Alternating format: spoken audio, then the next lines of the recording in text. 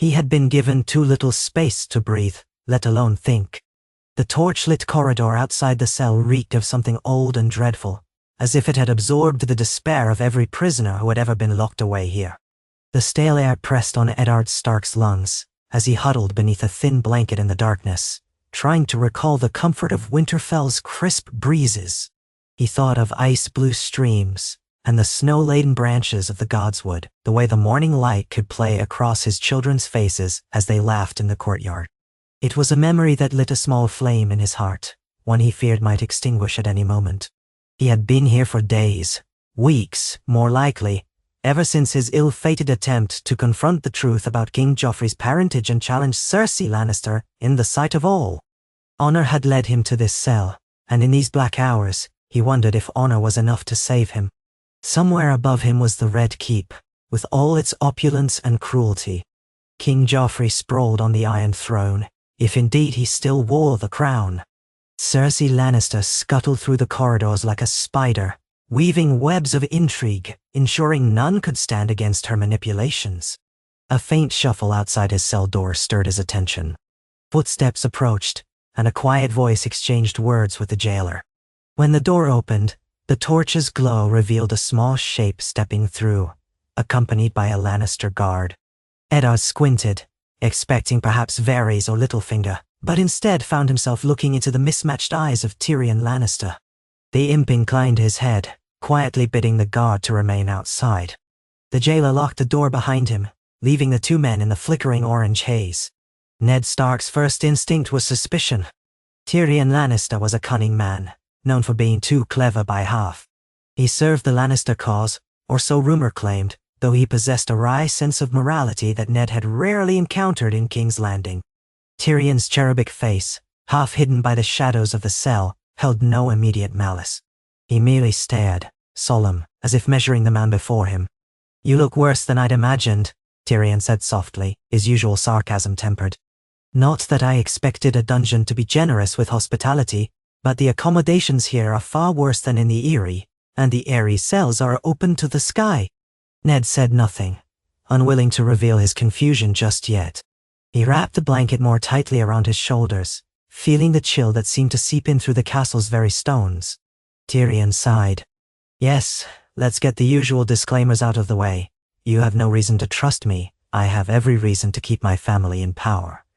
And I am well aware of your predicament. But let's just say I've developed something of a distaste for my dear sister's methods. I wanted to speak with you, face to face, before we both meet ends we might rather avoid." "Nay." Ned frowned, eyes narrowed. "What are those?" "The end of your life, for one," Tyrion replied, "and possibly the ruin of the Seven Kingdoms for another. In case you haven't heard, the capital is on the brink of madness. My nephew Joffrey has been flaunting power in the worst ways imaginable. Heads on spikes, executions, inquisitions. People vanish in the night. My sister believes fear is a more potent tool than love. She might even be right, for a time, but fear begets resentment, and resentment... Ned's heart thumped a little faster in his chest. This was no casual courtesy call. Tyrion Lannister was doing something dangerous by coming here. If he'd sought to secure Ned's loyalty, to gain some advantage, it would still be a conversation worth listening to. Catelyn Stark's treatment of Tyrion at the inn, and then at the Eyrie, was well known, yet here he was, claiming a willingness to see beyond the grudges. "So you ask for my help?" Ned said, his voice rasping with disuse. Tyrion scratched his stubby beard. "In a way, yes. You want out of this cell, you want your family safe, and you want to see justice done for the crimes against House Stark. I want a semblance of peace, or at least enough stability that King's Landing doesn't fall into complete chaos and ruin. But I'm not so naive as to believe I can find a solution without some strong allies. That's where we come to the rub. You are a man widely respected for your integrity, your sense of justice, and your loyalty. Those are valuable traits, albeit ill-suited to the cesspool that is court. Yet you've somehow survived, well, until now. We might work together if we can come to an understanding." "Dan." Ned Stark shook his head, still struggling to process. "I tried exposing the truth once. Your sister orchestrated Robert's death, installed her son on the throne, and pinned false charges of treason on me. She threatened my daughters. Tell me how any plan of yours can circumvent that." Tyrion's mouth set in a thin line. "I don't pretend to have all the answers, but I will say this. Cersei is cunning, but she often underestimates her enemies, especially if they are small or shackled by honor. She's grown reckless in her lust for power. The lords of the land are restless. My father, Tywin, is the one truly holding the Lannister war machine together. But with him on the front lines and me here in the capital, there's an opportunity to act before the lines are fully drawn. The question is whether we can do something bold enough to topple her hold on the throne without igniting another war." The thought was staggering. Ned was all too aware of how a civil war could spread like wildfire through the realms. He bowed his head, thinking of Robb, of Sansa and Arya, how each day he remained locked here their fates grew more uncertain. Then he lifted his gaze to Tyrion. "If you truly plan to defy your sister, you will need more than just me. You'll need half the court in your corner, and the strength of the lords paramount to rally around the rightful king." Tyrion smirked wryly. "That's precisely the problem. Who is the rightful king? My nephew Tommen might lay a better claim if it came to that. Stannis Baratheon is presumably the rightful heir based on lineage, though the small folk barely know him. Renly might try to seize the throne by popularity if he can gather enough support. None of these outcomes particularly thrill me. I suppose your friend Robert once said that wearing the crown is a curse. Right?" An uneasy silence fell between them. Outside, the corridor was still, except for the occasional drip of water down the slimy stone walls. Ned exhaled, the stale air barely replenishing him. "I have no illusions about how power shifts in this city, but you must have a plan, or you wouldn't be here." "I have a few seeds of a plan," Tyrion allowed. "But plans need careful tending. I'll need you alive first and foremost. I'll need you to find a way to rally the North. I'd guess that if you so much as sent a raven to Winterfell, your son Robb would call the banners. That might be enough to force my sister's hand." Ned's mind raced. The notion of allying with a Lannister to overthrow another Lannister was a labyrinth of irony and danger. Yet Tyrion spoke with a certain earnestness. Ned's instincts, honed from years, dealing with men of varying honor, told him that Tyrion was here in good faith, or at least in a sincerity shaped by self-interest. "Do you have the means to free me?" "There's an old passage below the Red Keep," Tyrion said. "One I've discovered in my own midnight explorations. It leads into the sewers, which eventually empty by the Blackwater rush. If I can ensure the guards are suitably distracted, and I have a few ideas on that, then you might slip away at night. Once you're free, we'll need a safe house. Varys can help, if I can convince him that this is the winning side. Or perhaps Bronn might see to it for a modest price would do it swiftly and quietly." Ned studied Tyrion. To place his fate in the imp's hands felt like an immense gamble. But he had so few options, and the memory of Sansa's terrified eyes, Arya's fierce defiance, haunted him. He could not save them rotting in this cell. "You're asking me to trust you," he said at last. Tyrion gave a small, ironic bow. "I'm aware of how that must sound, but circumstances make strange allies of us all. Besides, if there is one virtue you have in abundance, Lord Stark, it's that you rarely shrink from doing what's honorable, even when it's difficult. By the Seven, that's something I can at least respect. So yes, I'm asking you to trust me enough to walk out of here together." Ned swallowed. "Very well, but know this. If you betray me, if you let my daughters come to harm, I will make sure you pay dearly." The imp almost laughed. "I've no doubt, my lord. On that note, I'll arrange for your guard to fall asleep on the job in the next few days. Be ready. I'll try not to keep you waiting long." He gave Ned one last calculating glance, then knocked on the door for the jailer to let him out.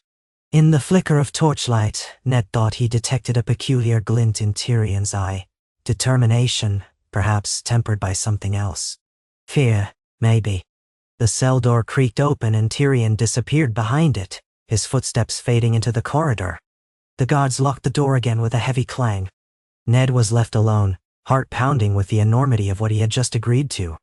1,000 questions pounded against the walls of his mind, chief among them, could Tyrion truly be trusted? And if so, were they about to plunge the realm into even more chaos? He found no immediate answers in the cold darkness. But for the first time in weeks, he felt a stirring of purpose, and that was enough to keep his hope alive for one more night. The days that followed were a silent haze of anticipation. Each morning, the jailer would unlock the door only long enough to slide in a bowl of thin stew and a stale hunk of bread. Ned forced himself to eat, to keep up his strength. His leg throbbed from the beating he had taken the day he was dragged up Overthrown, but he refused to let the pain dull his mind. Sometimes he heard voices drifting from distant corridors, the clang of swords, the bark of commands. Sometimes, footsteps would stop outside his cell, as if someone paused there, listening, but no one entered. He wondered whether Varys still scuttled about in the shadows, or if Littlefinger might be orchestrating some hidden scheme. But as the hours turned to days, he heard nothing more from Tyrion Lannister. On the fourth night, he assumed it was night, though it was impossible to gauge time accurately in the darkness. He heard the muffled clang of steel outside his door. He tensed, every muscle taut. A sharp cry, abruptly silenced, reached his ears. Then the jingle of keys, a scrape, and the heavy lock turned. The door creaked open. Bronn's tall silhouette filled the doorway. The sellsword carried a dagger, its tip stained with fresh blood that glistened in the torchlight. He met Ned's gaze, face expressionless, and jerked his head in a silent command. "Tyrion sent me," he muttered. "Let's go, quickly now." Ned staggered to his feet, ignoring the screaming protests of his injured leg. This was his chance. He had no illusions about Bronn's loyalties. The man did what was profitable. But if Tyrion trusted him, it might be enough. Ned followed Bronn into the torchlit hallway. Two Lannister guards lay slumped on the floor, their blood seeping into the cracks between the stones. Bronn bent down, rifled through their belts, and handed Ned a short sword. It felt foreign in Ned's grip, too light compared to ice, the great sword that had symbolized Housetalk for centuries. Even so, he gripped the hilt gratefully. They moved through the corridors, quick and silent, the only sound their cautious footfalls on the stone. The labyrinthine passages twisted and turned, making Ned's head spin. But Bronn seemed to know where he was going. Now and then, the flicker of a torch revealed tapestries with Lannister lions, or Baratheon stags combined with lion motifs, heralding the new king's claimed lineage. Ned felt a stab of anger at the sight of them. Finally, they reached a dead end, a wall that seemed unremarkable except for a crack near the floor where the mortar had eroded. Bronn leaned down, probing the stones, until he found a catch. With a grunt of effort, he pushed aside a section of the wall. The concealed door opened to reveal a narrow stairwell descending into darkness. A surge of dank air rushed out, smelling of rot and something older. Bronn gestured for Ned to descend first. They crept downward, the steps uneven and slick.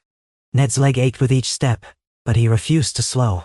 At the bottom, the stair opened into a cramped tunnel that extended beyond the reach of their flickering torch.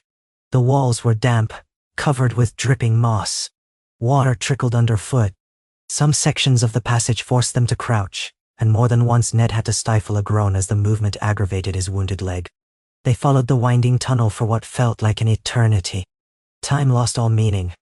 At last, a faint glow ahead revealed a small, vaulted chamber. Within it stood Tyrion, waiting with a single torch in hand.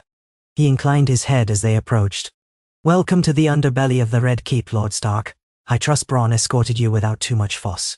Ned allowed himself a moment to catch his breath.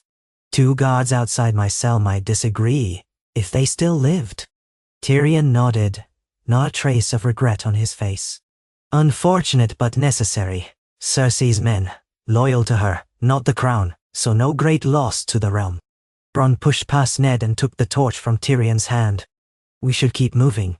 Never know who might come sniffing around down here." Ned glanced around. Water dripped incessantly, pooling at the edges of the floor. Unseen creatures scuttled in the corners. The flicker of the torches revealed stone walls etched with ancient designs from a time long before the Targaryens. If any place in King's Landing could be called secret, this was it. "Where now?" Ned asked. "I have a small boat waiting by the outlet to the Blackwater," Tyrion said. "In case you wondered, yes, I prepared it. Best to have options if everything goes to hell, as it so often does here." They followed another winding passage, this one with shallow water at their ankles. Slime coated the walls, making them glisten like the scales of some subterranean beast. The stench was overwhelming. Ned coughed, pressing his arm to his nose. But he forged ahead, leaning on the short sword as a makeshift cane when his leg threatened to buckle. Finally, the tunnel opened into a cavernous area where sunlight, actual sunlight, filtered through a wide grate. Beyond the grate, the Blackwater Rush's surface gleamed. A narrow skiff waited in the shallow water. Tyrion nodded at Bronn.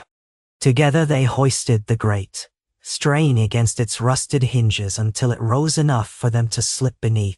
Ned, fighting exhaustion and pain, ducked through. The difference in air was striking. The open air, despite the stink of the tidal river, was 1,000 times sweeter than the stale gloom of the dungeon corridors. Ned stood, blinking in the dim pre-dawn light. The water lapped at his ankles. Tyrion clambered into the skiff first, gesturing for Ned to follow. Bronn pushed off, the small craft drifting out onto the dark waters. The city loomed on either side, sleeping for now, but with windows that glowed like vigilant eyes in the gloom. Ned couldn't help but shudder as he gazed back at the red keep silhouette dominating the skyline. He was free of that accursed dungeon, at least for the moment. They rode downriver for a time. Tyrion kept his voice low. "I have a place near the Mud Gate, an abandoned warehouse I purchased quietly. We'll hide there until we can make our next move. Hopefully, no one will suspect that you've escaped until morning at the earliest. We must use that advantage well." Ned, cradling his throbbing leg, murmured, "What next?"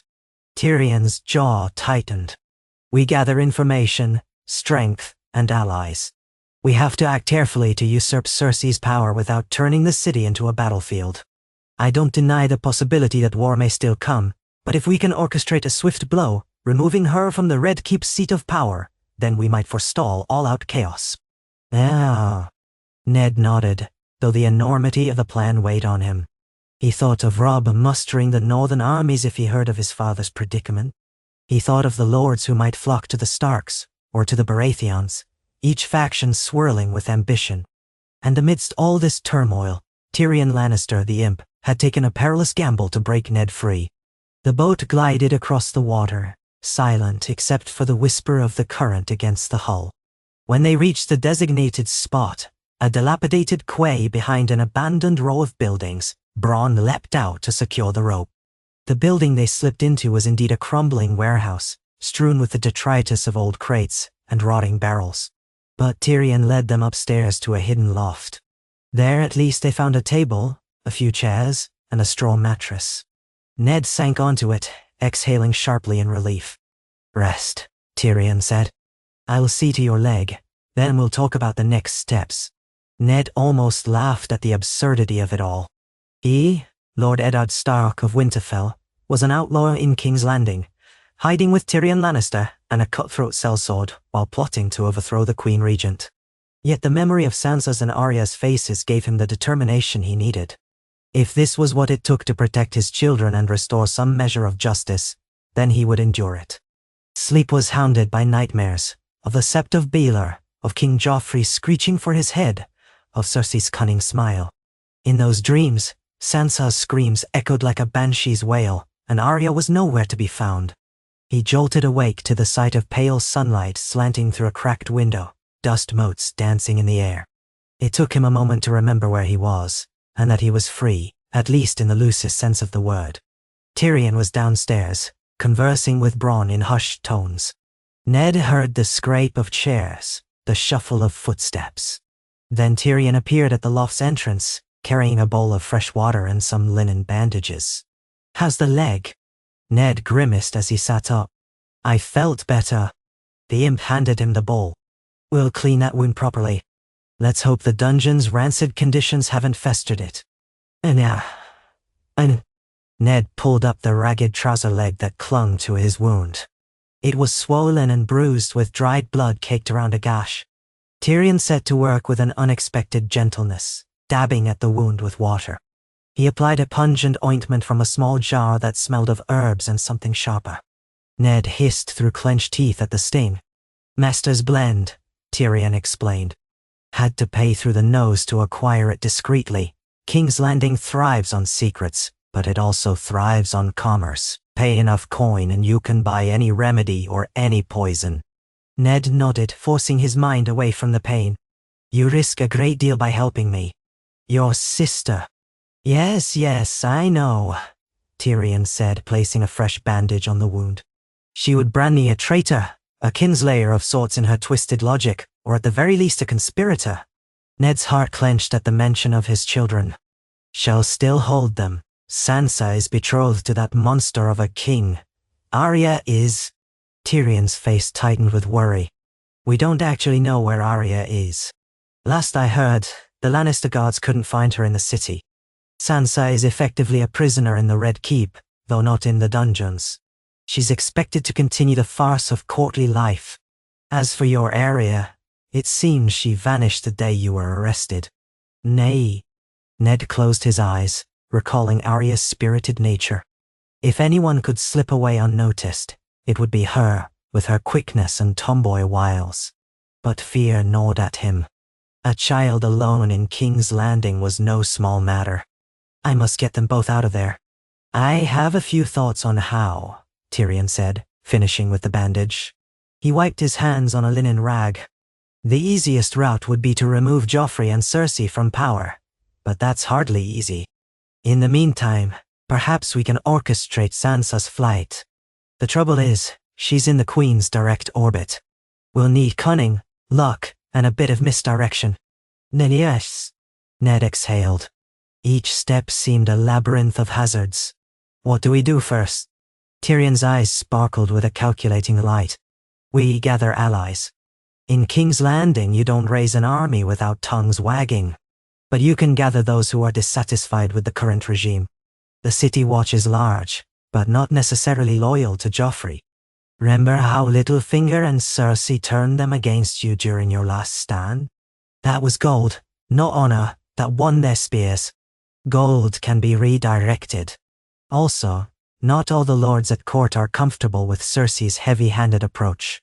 Some might be swayed to support us if we make a convincing case that Joffrey is not the rightful king, and that the realm would be better served by a less tyrannical occupant of the throne. Listen, Ned scoffed bitterly. Stannis is the rightful heir in Robert's line, but he has no love for me or for the Lannisters. Tyrion steepled his fingers. Stannis is notoriously uncompromising, which doesn't make him an ideal ally. We could approach Renly, but he's fled the city. Last I heard, he'd gone to Highgarden with Loras Tyrell. He might declare himself king soon enough. So we have multiple claimants. Meanwhile, chaos lurks in every corner, while the gold cloaks remain tenuously under Lannister pay. If a civil war spreads, the Seven Kingdoms might shatter. That is precisely what I want to avoid. And... Ned rubbed his temple. The political tangles were like brambles, each path leading to a new thorn. Could we garner the support of the North? If you trust your son to raise the banners and march south, Tyrion replied. But that's a large-scale war. We need something more targeted. The North can be our threat, our looming hammer, if you will. But I'd prefer a solution that doesn't lead to years of bloodshed. Ned looked at his bandaged leg, remembering all the bloodshed that had already taken place. The realm was on a knife's edge. What do you propose? I suggest we make contact with a few key individuals. Varys might be an asset, though he's slippery. He has a talent for survival, so if we can prove we'll emerge victorious, he might lend us his spy network. Then there's Sir Barristan Selmy, if he's still around. The Kingsguard are sworn to the king, but Sir Barristan is a man of unwavering honor. He's been humiliated by Joffrey, stripped of his white cloak from what I've heard.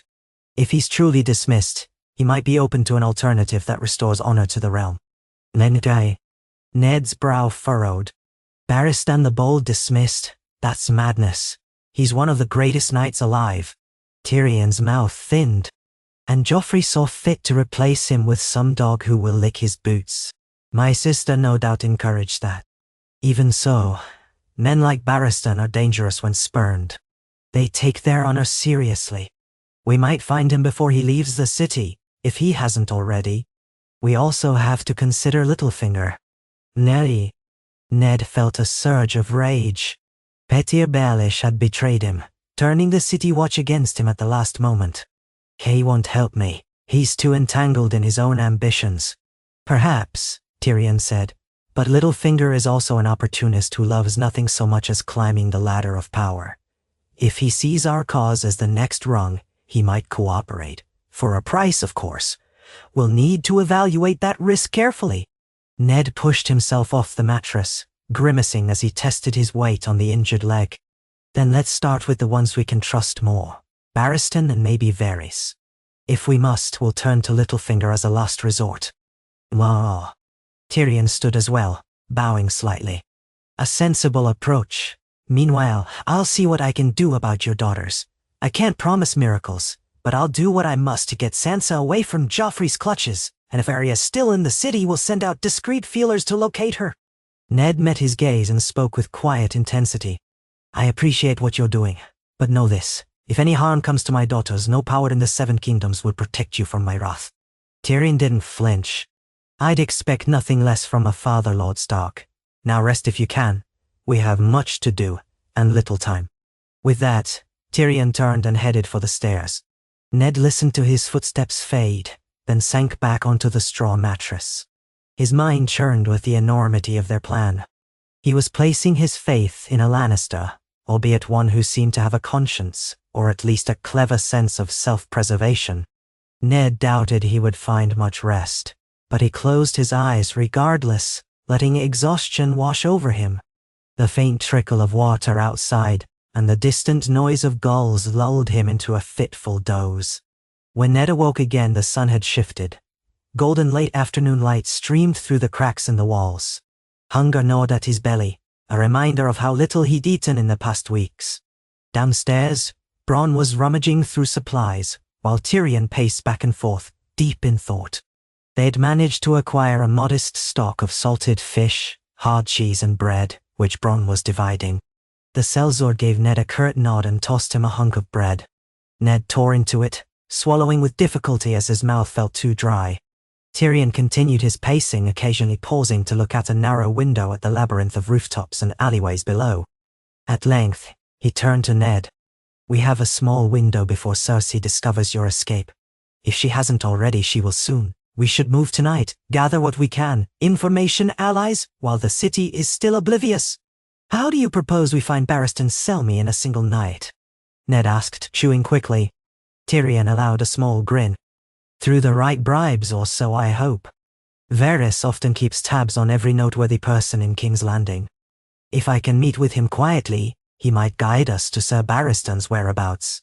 If that fails, we'll resort to more direct means. But first I must approach Varys alone. I doubt he'd be comfortable speaking in the presence of outsiders. No. Ned wanted to protest, but he understood the dynamic of secrecy. If you insist. I do. In the meantime, you stay here, keep that leg from giving out on you. If you encounter trouble, Bronn will see you out the back. There's a trapdoor on the second floor leading to an adjacent building. Use it. Avoid the main streets at all costs. Ned frowned. What of you? Tyrion shrugged. If I'm not back by dawn, assume I've been captured or killed. In that case, you'll want to leave the city immediately, possibly by ship from a smuggler's cove. I wish I could promise more security, but this is the best I can offer. Nay. The imp gathered his cloak and checked a small dagger hidden at his hip, then nodded to Bronn. Wish me luck. Bronn gave a sardonic snort. You'll need more than luck in that nest of vipers. Tyrion offered, a half grin. Indeed. With that, he disappeared down the rickety stairs and out into the streets. Ned didn't envy him the task ahead. The hours crawled. Ned forced himself to remain calm, testing his leg by walking laps around the loft. He practiced holding the short sword, adjusting to its balance. Every so often, he peered out the window, watching the city shift from daylight hustle to twilight hush. The capital seemed deceptively peaceful from this vantage, a place of winding, cobbled roads and flickering lanterns. People went about their lives, oblivious to the plots that shaped the realm's future. Bronn passed the time checking his blades and occasionally throwing a dagger at a wooden beam for sport. He said little, content in his silence. The sellsword's presence was unsettling, but Ned recognized his skill. If it came to a fight, Bronn might be their best chance for survival. Night deepened. The moon rose pale and thin over the city. Ned began to worry. What if Tyrion had been captured or killed? What if he'd betrayed Ned outright, revealing his hiding place to Cersei?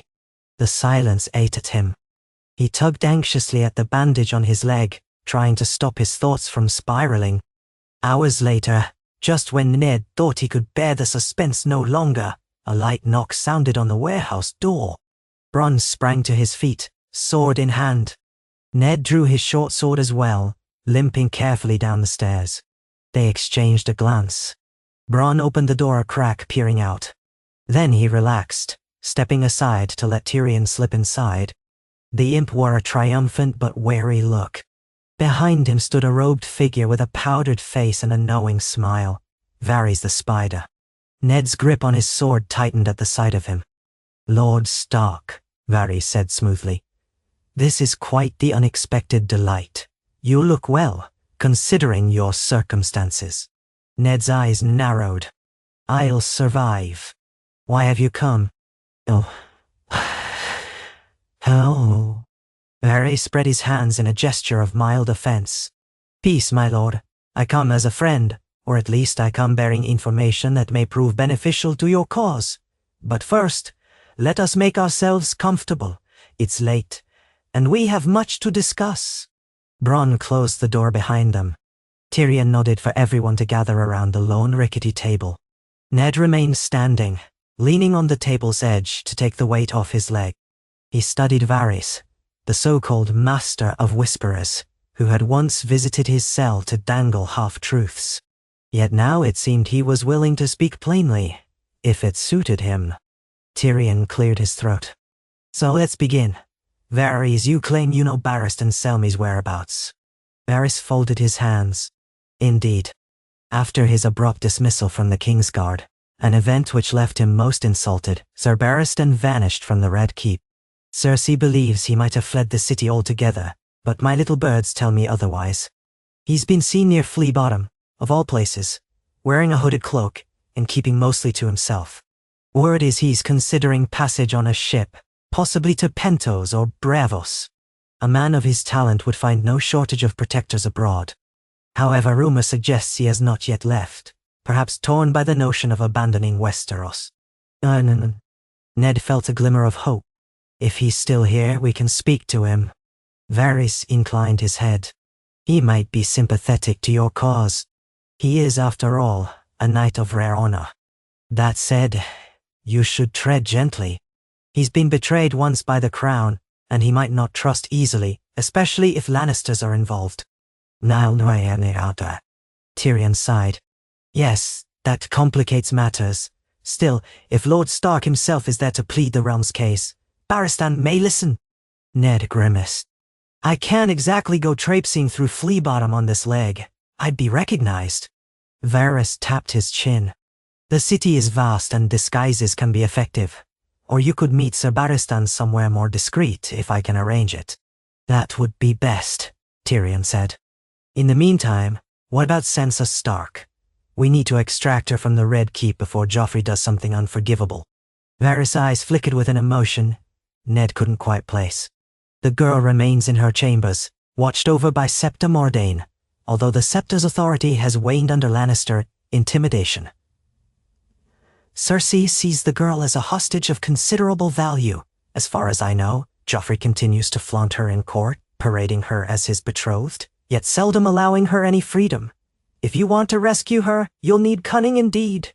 The Red Keep is heavily guarded, and the Queen's watchers are—" Ned's fists clenched. "Then we'll find a way.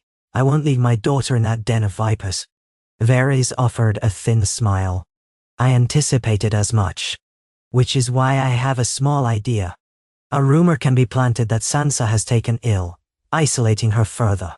Then, with the right bribed guards, a body double could be smuggled in, while the real Sansa is spirited out in a covered litter. It's not a perfect plan, but it might work if timed precisely, and if no one suspects your continued presence in the city." Ned's head swam with the complexity of it all. "And Arya..." Varys shrugged gracefully. She remains elusive. I have heard whispers of a girl matching her description spotted near the docks, then near a pot shop in Flea Bottom, then gone again. She may be surviving on the streets, or she may have fled the city entirely. I will continue to search. Silence fell. Each revelation, each plan, carried enormous risk. Tyrion broke the tension with a wry smile. Welcome to the rebellion, such as it is. We're short on men, short on money, short on time, but we have at least one advantage: surprise. Cersei won't expect us to move so quickly, or so boldly. Varys nodded. And of course you have me. For now, I will do what I can, but I must remain above suspicion. I ask only that you remember this when you seize power in whatever form you choose. Ned's voice was tight. We're not seizing power for ourselves. We want a just ruler on the Iron Throne, not a boy puppet controlled by his mother. Varys' expression revealed nothing. Yes, Lord Stark, of course. A just ruler. Let us hope the realm can be so fortunate. Neun.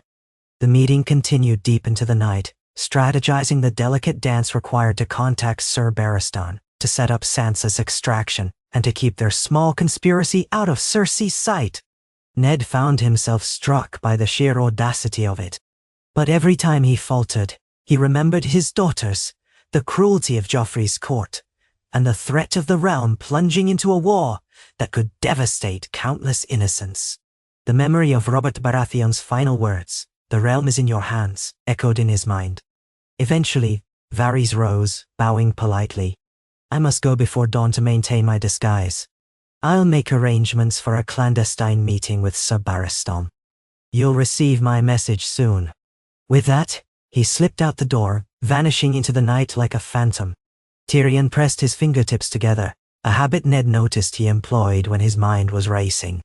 We've made a start, though gods know how we'll pull it off. For tonight, let's rest. Tomorrow we prepare to move. Ned was too weary to argue. He retired to the loft, though sleep was fitful once again. Scenes played out in his mind. Sansa locked in a tower, Cersei's sly smile, men with gold cloaks scouring the city for him. He saw Ser Barristan drawing his sword, valiantly defending a king who no longer deserved it. He saw Tyrion Lannister, cunning and careful, steering events from behind the scenes. And through all the chaos, he glimpsed the shape of something that might be hope, if they could keep from being crushed. Morning arrived in a burst of pale light creeping through the cracks. Ned rose, exhaustion weighing him like lead, but his sense of duty was unyielding. Below, Tyrion and Bronn were already awake. Bronn busied himself with a small cooking fire in the corner, while Tyrion scribbled on parchment. Ned descended cautiously. Writing letters? Just a few discreet notes to men who might be of use, Tyrion said without glancing up. Trying to secure potential allies or at least sow confusion in the court. If a few of the lesser lords are uncertain which side will prevail, they might hesitate to support Cersei wholeheartedly. That buys us time. Ned nodded, peering out a gap in the rotted wall. The city was stirring, merchants rolling carts, beggars lining the streets, gold cloaks patrolling with stony faces. He wondered if his escape was already known. He half expected to see lines of guards searching every corner. But for now, the city looked as it always did, dusty, bustling, alive with daily struggles. Bronn handed Ned a chunk of cold salt fish, which he chewed mechanically. Tyrion folded his parchments and sealed them with wax, pressing a blank signet. I'll have some trusted runner carry these, he said. Too dangerous for me to show my face in broad daylight. Ned was about to speak when a sudden knock at the door made them all freeze. Bronn shot Tyrion a concerned look, while Ned reached for his sword. They waited in tense silence. The knock came again, more insistent. Tyrion moved carefully to the door. Who is it? A muffled voice replied. Lord Varys sent me. I come with urgent word. Tyrion glanced at Ned. Stay back. He opened the door a crack. A young boy, perhaps 10, stood there, clutching a small scroll. He glanced around nervously before sliding the scroll through the gap. Then he turned and ran, vanishing into the morning crowd. Tyrion shut the door, unrolling the scroll. His eyes darted across the ink. Then he exhaled, rubbing his forehead. He's done it. A meeting with Sir Barristan tonight at a bathhouse near Flea Bottom. We're to come at midnight, discreetly. Ned felt his heart pound. Then we'll meet him. We need his support. Tyrion nodded. Yes, but we must be cautious. If this is a trap, we're done for. Even if it isn't, we risk exposure traveling through Flea Bottom at night. We'll need disguises, a small escort at most. Bronn leaned against the wall. I can secure some old cloaks and hoods, maybe a cart. People in Flea Bottom see carts all the time. No one pays attention. Ned gripped the edge of the table, adrenaline coursing through him. Let's do it. We don't have a choice. Nightfall couldn't come quickly enough. Tyrion spent the day finalizing his secret missives, sending them off via street urchins who knew how to slip through the crowds unnoticed. Bronn disappeared for a few hours, returning with threadbare cloaks and a rickety handcart loaded with sacks of rotting vegetables to mask their presence. Ned tested his leg, managing to walk with a moderate limp.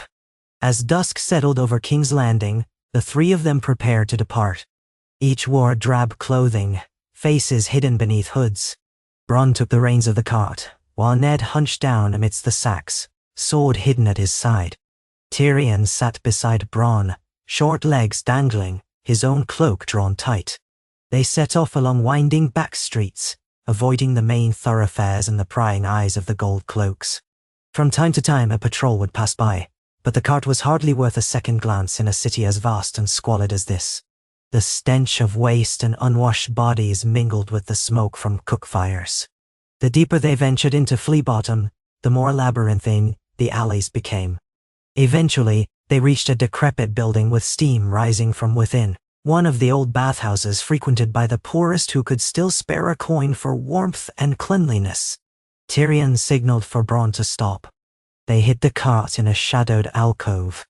Ned eased himself out, leg protesting. Together they approached the bathhouse door. A sour-faced attendant blocked their way, but at the mention of a private appointment, he grudgingly waved them through. The interior was muggy, the air thick with the smell of wet stone and mildewed cloth. Rows of pools lined the hall, fed by underground hot springs. A few patrons, mostly down on their luck laborers, soaked in the murky water. None spared more than a passing glance for the newcomers. Varys had written that the meeting would take place in a chamber at the end of the hall. They walked silently, water dripping from overhead pipes. A single lantern illuminated the corridor, casting dancing shadows on the cracked tiles. At the far end stood a closed door. Bronn went first, pressing his ear to the wood. After a moment, he shrugged and pushed the door open, sword at the ready. The room was small, with a single bath in the center, steam rising in lazy curls. In one corner, leaning on a wooden bench, stood Sir Barristan's cellmate. He was older than Ned remembered, hair silver, face etched with lines of care and regret. Yet he stood proud, broad shoulders poised with the bearing of a knight who had served kings for decades. He met Ned's gaze, recognition flickering in his eyes. "Lord Stark, I feared you were dead." Ned nodded curtly. "So did I. Your dismissal from the Kingsguard was a travesty. It's good to see you alive and well." Barristan inclined his head. "I live, yes, but my honor is in tatters.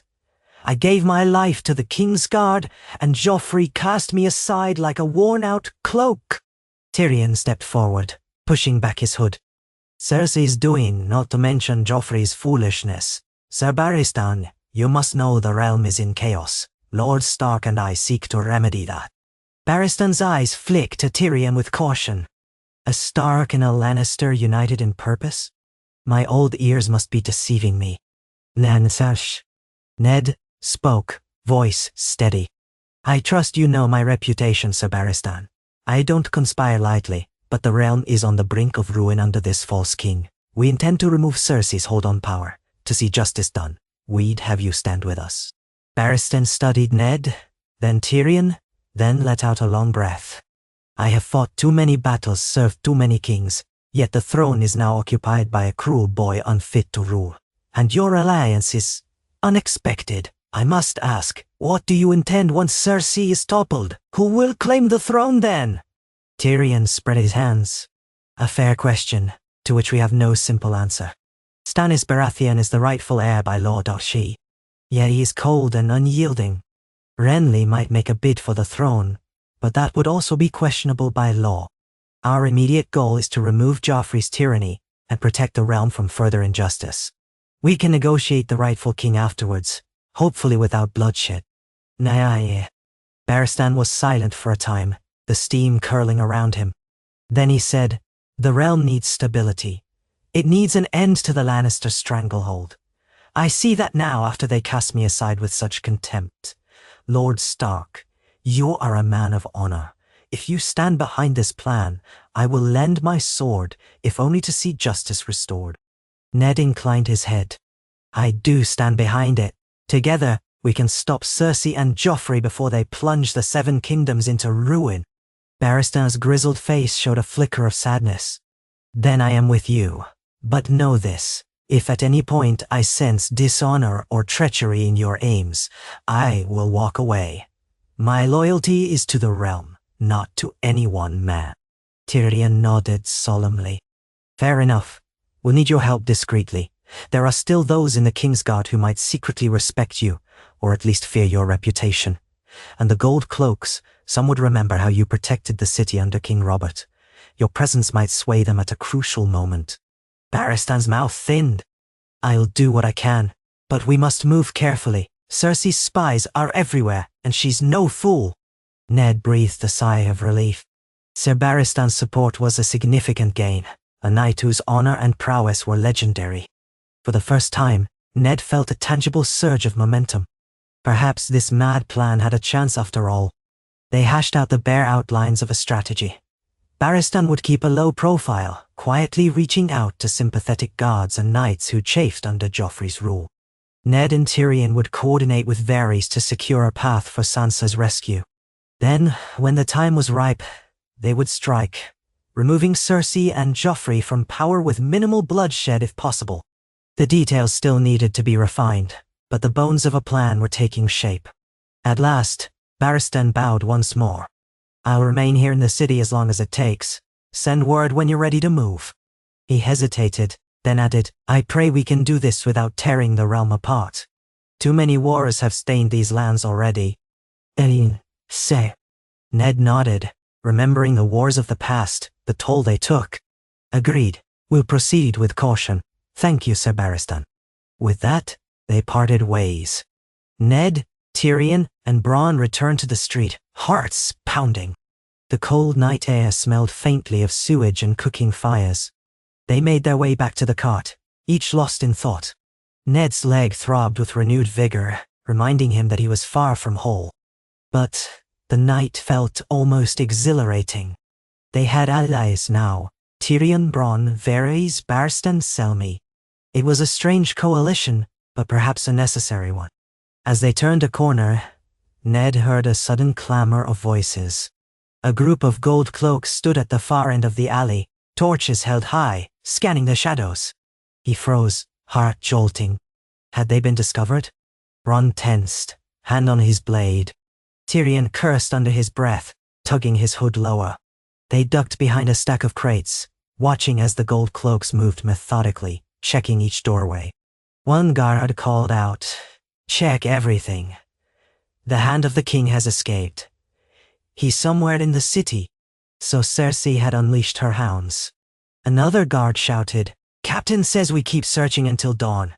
If we find Eddard Stark, we get a bag of gold each." Ned swallowed. A bag of gold was enough incentive for many hungry men in King's Landing. Tyrion motioned for them to retreat down the alley. They slipped away quietly, taking a winding route back to their safe house. At every turn, Ned spotted gold cloaks searching in pairs, grilled by watch captains.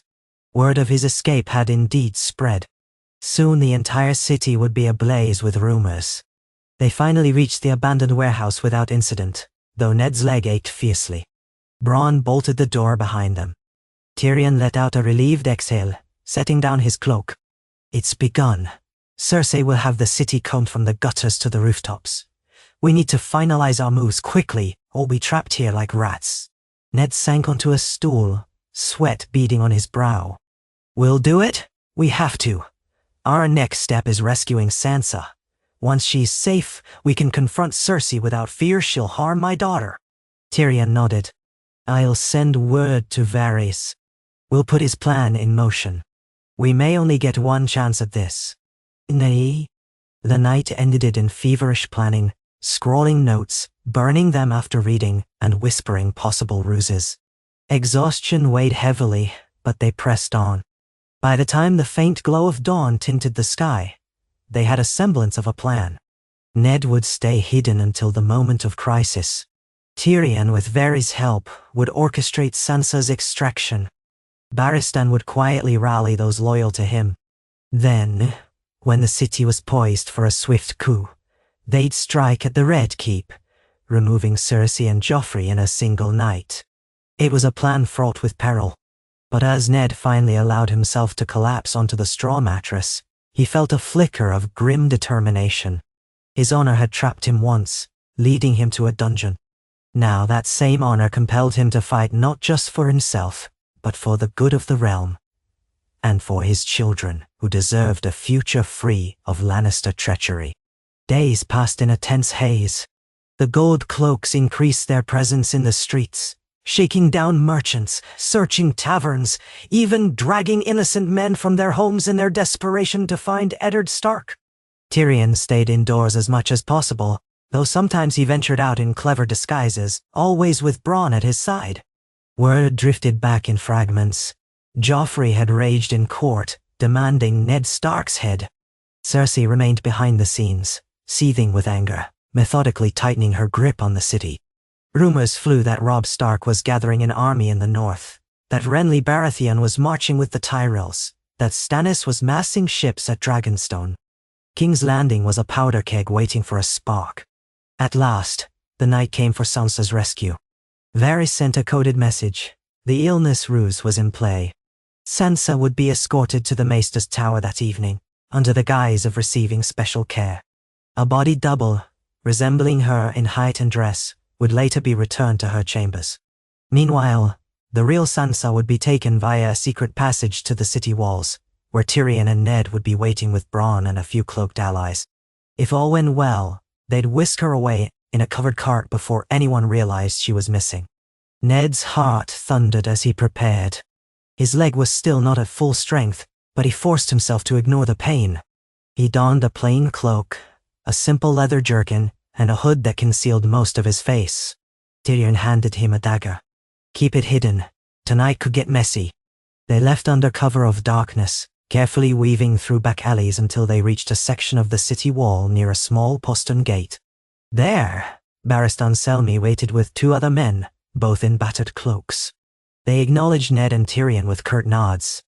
Barristan said, Varys assures me Sansa Stark will be led here soon. We've bribed or replaced the usual guards along this stretch. Ned peered at the towering wall above them. A narrow postern door stood at its base, typically used by messengers. Tonight, it would be the door to Sansa's freedom, if luck was on their side. The minutes crawled as they huddled in the shadows, every footstep making Ned's pulse jump. The wind whipped around them, carrying distant shouts from the city beyond. At last, the door creaked open. A slim figure, cloaked and trembling, emerged, led by a man with a hood drawn low. In the torchlight, Ned recognized Sansa's slender build, her auburn hair half hidden beneath the cloak. She looked frail, terrified. The hooded escort whispered something to her, then gently guided her forward. Ned stepped out, heart in his throat. Sansa, he said quietly. She looked up, eyes wide. In an instant, she recognized him. Father! She gasped, tears filling her eyes. She stumbled forward, collapsing into his arms. Ned's own eyes burned as he held her close, feeling the weight of weeks of terror in her shaking form. It's all right, he whispered. I'm here now. Tyrion cleared his throat softly. We need to move. The hooded escort stepped back, revealing a pale face Ned recognized as one of Varys's little birds, though older than most. The youth nodded curtly and disappeared into the night. Barristan beckoned them to a small wagon waiting nearby. They hustled Sansa inside, where she curled up on a bench, clutching Ned's hand as though afraid he would vanish if she let go. Quietly, they trundled away from the wall. Bronn drove the wagon through the maze of streets, avoiding main roads where gold cloaks still roamed. Ned kept an arm around Sansa, murmuring reassurances while his mind spun with relief and dread. They had succeeded in freeing her, but now came the next step, dethroning Cersei and Joffrey. It took nearly an hour to reach the safe house. Every moment felt like a gamble, but they made it without incident. Once inside, Ned helped Sansa to a chair. She looked exhausted, cheeks hollow, eyes rimmed with red. Tyrion poured her a cup of water. She drank greedily, tears still trembling on her lashes. "Sansa," Ned said gently, "I'm sorry you had to endure so much, but you're safe now." She looked at him, disbelief warring with relief. I was so afraid. Joffrey, he threatened me. He said if you didn't confess, he'd... She choked on the words. Ned squeezed her hand. "You're free of that now. We have plans to make, but at least you're safe from him." Barristan stood by the door, arms folded. "We must move soon. Once Cersei discovers her hostage is gone, she'll unleash fury on the city. Our only hope is to act before she can consolidate her defenses." Tyrion set the cup down. "Agreed. We force a confrontation. We spread word that Ned Stark is alive, with support from reputable men like Sir Barristan. If enough of the City Watch or lesser lords side with us, Cersei's hold will break. Joffrey's claim will be exposed for what it is, a lie." Barristan nodded. "I've already arranged a signal to rally those who will follow me. We can seize the gates, the barracks, and the throne room in one coordinated strike." "No hold to it." Ned felt a surge of grim determination. "We do it tomorrow night. Let them discover Sansa's disappearance in the morning. By the time the city is in uproar, we'll be moving. The gold cloaks will have to decide quickly where their loyalties lie." Sansa swallowed, staring at her father. "But what about Arya?" Ned's heart twisted. "We haven't found her yet, but we will, I promise. If she's still in the city, we'll search every alley. If she escaped, we'll follow any lead." Sansa nodded, though fear lingered in her eyes. She clung to Ned's hand, as if any separation now was unthinkable. The rest of the night was spent in urgent discussions, finalizing the plan for the coup. Tyrion would go to specific gates with Bronn, ensuring the Watchers were bribed or replaced. Barristan would lead loyal knights to secure the Red Keep's main courtyard. Ned would confront Cersei and Joffrey, revealing their treachery. Varys, working in the shadows, would spread the truth through the city, that Joffrey was born of incest and thus had no rightful claim. If all went well, Cersei and her puppet king would be deposed before dawn the next day. At the plan's heart was a desperate hope that enough people would stand down once confronted with the truth. But Ned knew Cersei would not go quietly. She might unleash her god, the Hound, the King's God, whoever was still loyal or well paid. Blood would likely be shed. The city might riot. Yet there was no turning back. They had come too far. Honor, justice, and the safety of Ned's children were all on the line. Dawn came with the hush of tense anticipation. The city woke to the realization that Sansa Stark had vanished in the night. Cersei's anger, by all accounts, was volcanic. Gold cloaks were mobilized, though some captains hesitated, uncertain if Ned Stark's rumored presence meant the city might soon erupt. Tyrion took advantage of the confusion, slipping out in disguise to finalize bribes. Barristan readied his men in secret. Ned waited with Sansa, heart pounding. At sunset, the plan set into motion. Silent as ghosts, Barristan's knights took control of the Red Keep's stable yard, surprising and disarming the Lannister guards who resisted. Tyrion and Bronn secured the northern gate, ensuring no reinforcements would enter the city from that direction. Varys' whisperers spread the rumor that Joffrey was no true Baratheon, that the rightful king would soon take the throne. The city murmured like a stirred beehive, on the verge of panic or rebellion. Under the cover of the deepening night, Ned left the safe house. He wore his old armor, hastily polished, a stark wolf's head cloak clasped at his shoulder. His leg ached, but adrenaline fueled his steps. Sansa stayed behind with trusted allies, safe from the coming violence. The streets were eerily quiet, as Ned made his way toward the Red Keep's main gates, accompanied by half a dozen men loyal to Barristan. They encountered pockets of resistance, Lannister guards who tried to bar their path. But some recognized Sir Barristan or the Stark sigil and either fled or surrendered. As they approached the grand courtyard, Ned could hear the sounds of battle echoing off the walls. Barristan and his knights must have engaged more of the Lannisters. Torchlight flickered, illuminating steel clashing on steel. Ned pressed on, determined. They entered the courtyard to find chaos. Bodies strewn on the cobblestones, men shouting, swords ringing. Barristan Selmy led a charge, his white hair a stark contrast to the darkness. Despite his age, he fought with unmatched skill, cutting down 2 Lannister men with swift, precise strikes. Ned's group joined the fray, trying to push toward the keep's entrance. A roar shook the courtyard. The Hound, Sandor Clegane, charged through the melee, his massive sword cleaving a knight in half. He spotted Ned and advanced, sneering. Didn't think you'd have the guts to show your face, Stark. Ned steeled himself. The Hound was a formidable opponent, but Ned had faced dangerous foes before. Stand aside, Clegane. You serve a false king. The Hound spat. I serve the man who pays me. That's King Joffrey. He lunged. Ned parried, the shock of the blow jarring his injured leg. He grimaced but held his ground. Sparks flew as their blades met, the clang echoing in the courtyard. Around them, soldiers fought and died, the night alive with the din of battle.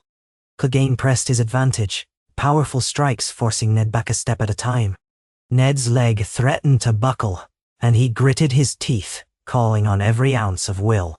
He feinted left, then slashed at the Hound's side. Sandor twisted away, but the blade bit into his armor, drawing a snarl of pain. Enraged, he swung a brutal overhead strike. Ned barely managed to raise his sword in time. The impact sent a shockwave through his arms, his knee buckling.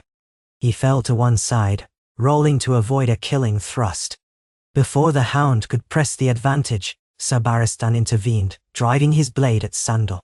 The Hound, surprised, pivoted to block. Ned seized the moment to scramble to his feet, wincing at the flare of pain in his leg. Together he and Barristan pushed Clegane back. The Hound growled, his face twisted in rage. He took a wild swing at Barristan, but the old knight deflected it with a deft motion that left the Hound open for Ned's slash. Ned's sword cut through the Hound's shoulder guard, drawing blood. With a roar, Sandor staggered backward. The fight around them swirled, and Lannister men pulled the wounded Hound away, retreating toward the keep's inner doors. Ned panted, sweat drenching his brow. Barristan clapped him on the shoulder. Well struck, Lord Stark. They surged forward, pushing past the wounded and the dead. The keep's grand doors loomed. Inside lay the throne room, and presumably Cersei and Joffrey. More gold cloaks guarded the entrance, though some hesitated upon seeing Ned Stark alive and Barristan Selmy leading the charge. Shouts echoed, "Stand down if you love the realm." Some dropped their weapons. Others fought desperately until they were overrun. At last, Ned and Barristan rushed into the throne room. Torches flickered along the pillars, casting wild shadows on the walls, adorned with the heads of executed men. Joffrey sat on the Iron Throne, face pale, flanked by Cersei and a handful of loyal Kingsguard. Cersei's eyes burned with fury as she saw Ned, battered and bloodied, limping into the hall. Joffrey clutched the arms of the throne, knuckles white. "You!" the boy king screeched. "You're dead. I'll have your head on a spike." Ned raised his sword, voice echoing. "You are no true king, Joffrey Baratheon. I name you for what you are, a product of incest between Cersei Lannister and Jaime Lannister. You have no claim to this throne. Surrender now, and we may spare your lives." "None, Power." Cersei snarled, her lips curling. "Lies, treasonous lies." Barristan stepped forward, blade still dripping with blood. "The realm knows the truth, Cersei. Your time is ended. Stand down for your son's sake." Joffrey looked around frantically, seeing fewer and fewer men rallying to his side.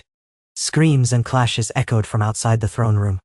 Then with a shrill cry he ordered his Kingsguard to attack. 4 Kingsguard knights rushed forward. Barristan met 2 head-on, engaging in a flurry of steel that rang through the hall. Another came for Ned, forcing him to parry. The clash was brutal. This Kingsguard knight was highly skilled, driving Ned back despite his best efforts. Ned's leg flared with pain, slowing him. He blocked a thrust that nearly took his chest, but the blade grazed his shoulder. Blood trickled down his arm. He retreated, panting, until another figure joined him. Tyrion, dagger in hand, eyes narrowed. The Kingsguard knight sneered at Tyrion. "Stand aside, imp, or die." Tyrion bared his teeth in a defiant grin. "I've grown tired of hearing that." He sidestepped a slash, letting Ned find an opening to drive his sword into the knight's thigh. The knight stumbled, and Tyrion seized the moment to plunge his dagger under the man's arm, piercing his mail. He collapsed with a gurgle, sword clattering on the floor. Near the throne, Cersei grabbed Joffrey's arm, trying to yank him away. But the fighting blocked their path to any exit. Another Kingsguard knight fell to Barristan's unerring strikes, leaving only one still standing, pinned down by Ned's men. The throne room was thick with the stench of blood and sweat. Cersei, wild-eyed, glared at Ned. "This is madness. You'll destroy the realm." Ned advanced, sword raised, though his shoulder bled. "No, Cersei, you have destroyed any chance of peace with your schemes. Step down." She spat at his feet, fury and desperation twisting her features. In a sudden move, she grabbed Joffrey's arm again and tried to pull him behind the throne. But gold-cloaked guards, newly loyal to Barristan or swayed by fear, blocked her path. Joffrey yowled like a cornered animal. Ned motioned for Barristan to surround them. He lifted his sword, pointing it at the boy king. "End this, Joffrey. Order your men to stand down." Joffrey snarled, brandishing a dagger in trembling hands. "I am the king. You will bend the knee, or I'll—" Before he could finish, Barristan knocked the dagger from his grip with a swift strike. Joffrey fell to the floor, shrieking in a mix of fury and terror. Cersei lunged for a fallen sword, but Ned kicked it away, ignoring the pain in his leg. He grabbed her arm, twisting it behind her back, forcing her to her knees. She screamed curses, thrashing like a trapped animal. All around them the throne room fell silent, save for the ragged breathing of the survivors. Blood stained the steps of the Iron Throne. Ned cast a final look at Joffrey, no longer a king, just a terrified boy cowering on the floor. Then he raised his voice to the gold cloaks and knights who remained. "Hear me! Cersei Lannister and Joffrey Baratheon are removed from power. Sir Barristan Selmy, a knight of true honor, will ensure order until the rightful heir is determined." A few gold cloaks, uncertain, exchanged glances. Barristan, still wielding his bloody sword, spoke firmly. "Stand down. The city is ours." Slowly, weapons lowered. The last pockets of fighting outside the throne room died down. Ned exhaled, adrenaline draining from him. He felt Tyrion's hand on his shoulder, supporting him as his injured leg threatened to buckle. The deed was done. In that moment, the fate of the realm shifted. Joffrey's reign had ended, and with it, Cersei's stranglehold on King's Landing. The aftermath was a whirlwind. Guards loyal to the new regime secured the keep. A makeshift council convened to keep the peace. Cersei and Joffrey were placed under guard, awaiting the realm's judgment. Some called for their immediate execution. Others urged a trial. Ned insisted on justice over vengeance. Tyrion surprisingly agreed, perhaps out of distaste for the cruelty of his sister, or perhaps out of some deeper moral code. By dawn, the city buzzed with the news. Joffrey Baratheon was no true king. The Lannisters' hold on King's Landing was broken. Lord Stark lived. Soldiers began to remove the severed heads that lined the walls. Sansa was safe, tearfully embracing her father in the throne room as the city's new wardens looked on. Ned's thoughts turned to Arya, still missing, but hope burned bright now that the tyrants were toppled. Tyrion, despite his wounds, managed a faint grin as he leaned against a battered column. "Well, we've certainly caused a stir, What next? Ned gazed at the Iron Throne, that monstrous seat forged of 1,000 swords. Now we must ensure a rightful king sits there. That likely means summoning Stannis or negotiating with Renly or the Council of Lords. The realm needs leadership, not more bloodshed. Barristan nodded. Until then, we'll keep the peace, restore order, and see to it that the people do not suffer further. Ned's gaze swept the ruined throne room, the blood-spattered floors, the battered men leaning against pillars, exhausted but alive. He felt an odd mixture of triumph and sorrow. So much had been lost to reach this point. We can rebuild, he said softly. We must. The realm deserves at least a chance at peace. Tyrion sighed, brushing dust from his torn cloak. Peace, a rare bird in these parts. He glanced at Ned. But if we stand united, we might just give the realm a taste of it. Ned extended his hand, and Tyrion took it, their eyes meeting in a moment of accord. They were an unlikely alliance. Eddard Stark, the honorable warden of the North, and Tyrion Lannister, the cunning imp. Yet together, they had toppled a false king and freed the city from a queen's vicious grasp. Their work was far from over, but for the first time, Ned felt something close to hope. A new day broke over King's Landing, its red and gold sunrise falling upon a city in flux. Somewhere in the streets, Arya might be watching that same sunrise, perhaps drawn by rumors that her father was alive. Robb Stark might be marching south, uncertain of the events that had transpired. In the distant corners of the realm, other players moved their pieces. Stannis, Renly, the Tyrells, the remnants of House Targaryen across the sea. But for now, the capital was theirs.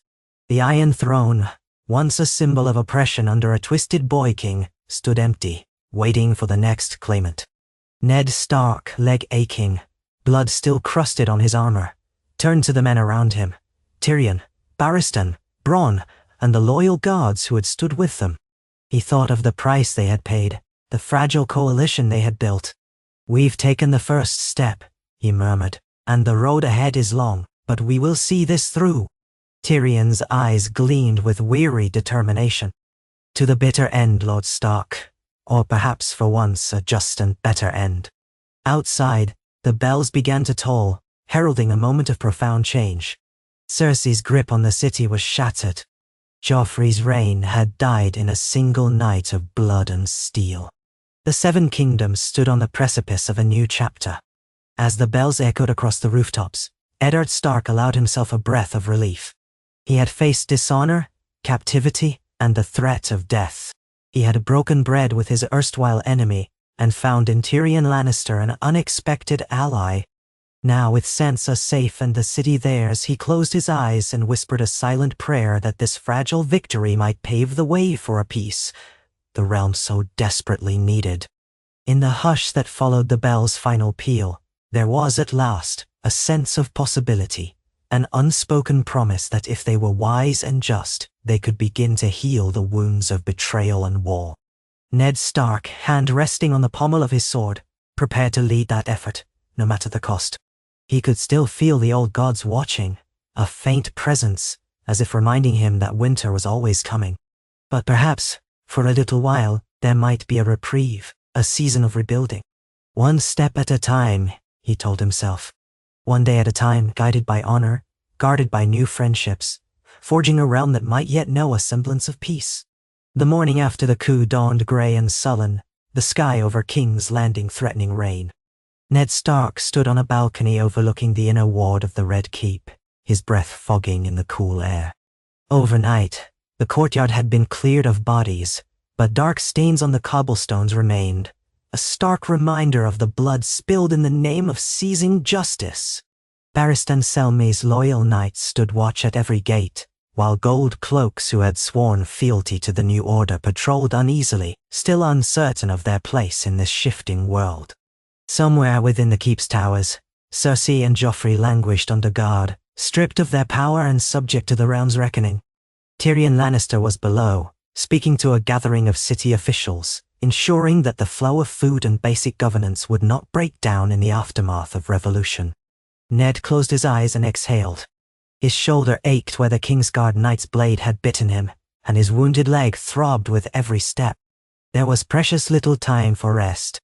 The realm would demand answers, and they had only begun to restore a fragile order. He wondered what news would filter south from the other claimants for the throne, Stannis with his unyielding righteousness, Renly with his charm and the backing of the Tyrells, and somewhere in the far distance the possibility of Daenerys Targaryen across the narrow sea, though Ned had seldom credited that rumor. He still remembered Robert's hatred for anything Targaryen. Now Robert was gone, and everything had changed in a single night of steel and fury. A soft knock at the open door pulled him from his thoughts. Sansa stood there, clad in a borrowed gown of pale green, her hair brushed and braided, but her face drawn with worry. She looked nothing like the starry-eyed girl who had once dreamed of courtly life. The last weeks had burned that innocence away. Ned motioned for her to enter.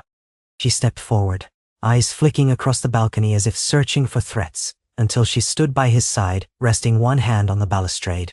"Father," she said quietly, her voice still trembling. "I heard some of the guards speaking. They said Cersei might be executed for treason. Is that true?" Ned turned to her, choosing his words carefully. "It may come to that. The punishment for high treason could be exile, or worse. But nothing is certain yet. The realm deserves a fair judgment, not a rush to vengeance." Sansa nodded, the tension in her face unsoftened. "I know she's cruel, but she was the queen. And Joffrey, what will happen to him?" Ned's jaw tightened at the memory of Joffrey's shrill threats, the heads he'd placed on spikes, his callous disregard for mercy. "He'll answer for his deeds, but we must uphold the law, not stoop to his level of cruelty." Sansa's gaze drifted across the courtyard, where a few freshly uniformed city watchmen spoke in low voices. "I can't believe this is real, that I'm free of him and that you're alive." He reached out, placing a comforting hand on her shoulder. "I'm alive, thanks to good fortune and unexpected alliances. We still have no word of Arya, though. If you hear any rumors, anything at all, please tell me at once." Sansa swallowed, tears threatening. "I will, father." He drew her into a gentle hug, mindful of his injured shoulder. For a moment, he simply held her, feeling the fragility of the peace they had seized. Then footsteps echoed in the corridor beyond, accompanied by Tyrion Lannister's distinctive voice.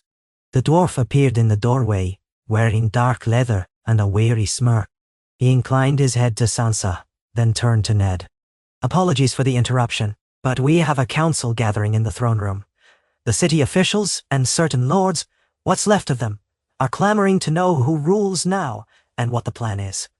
Sir Barristan is already there, trying to keep order." Ned gently released Sansa. "I have to go. Will you be all right?" She nodded, attempting a brave smile. "Yes, I'll stay here for now. I don't want to see Joffrey or her." Ned brushed her cheek gently, then followed Tyrion out. They moved through the Red Keep's corridors, which felt oddly transformed since the night of the coup. The hush was heavy with uncertainty, as if the castle itself did not know who was master now.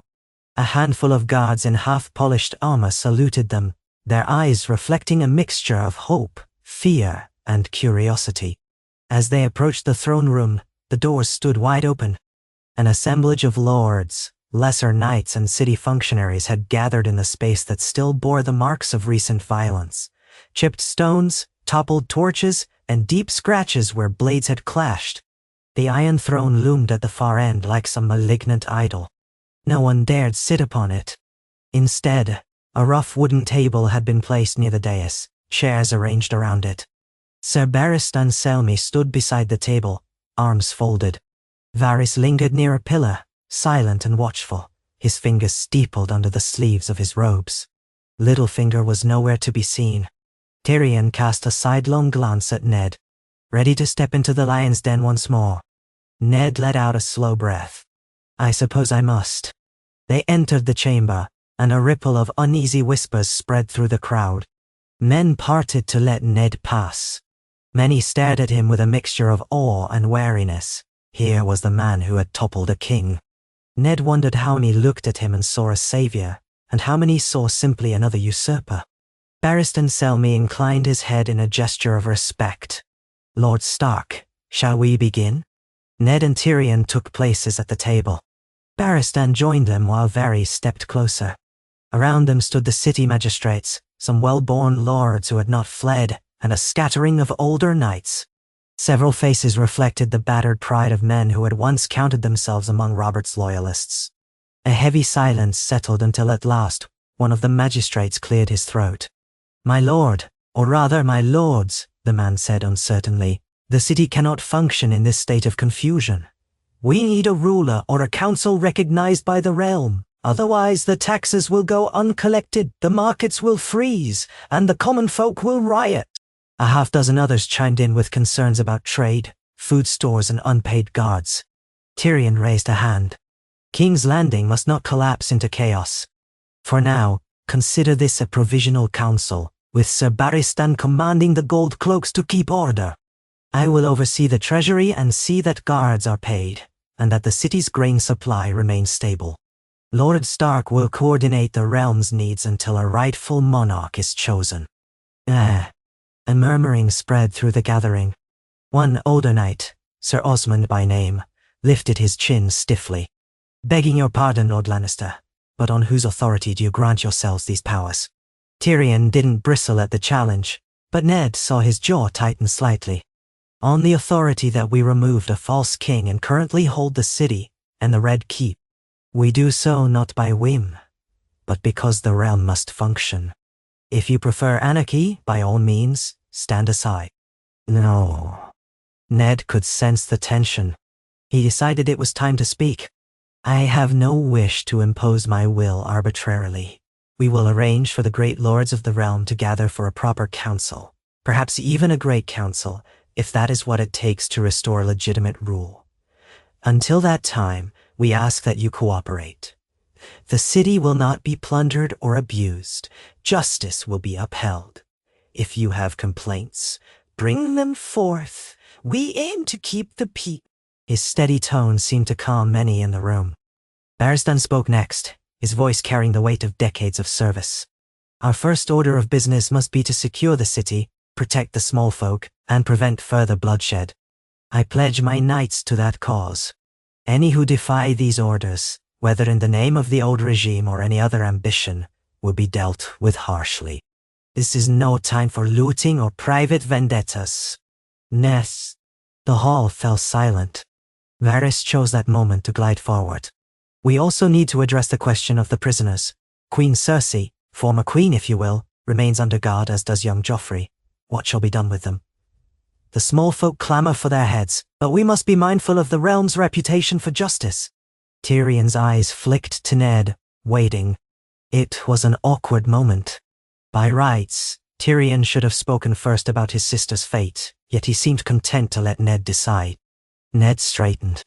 "Until a recognized ruler or legitimate council passes sentence, they shall remain confined. They are to be treated with decency, no torture, no cruelty. We are not executioners acting on a whim.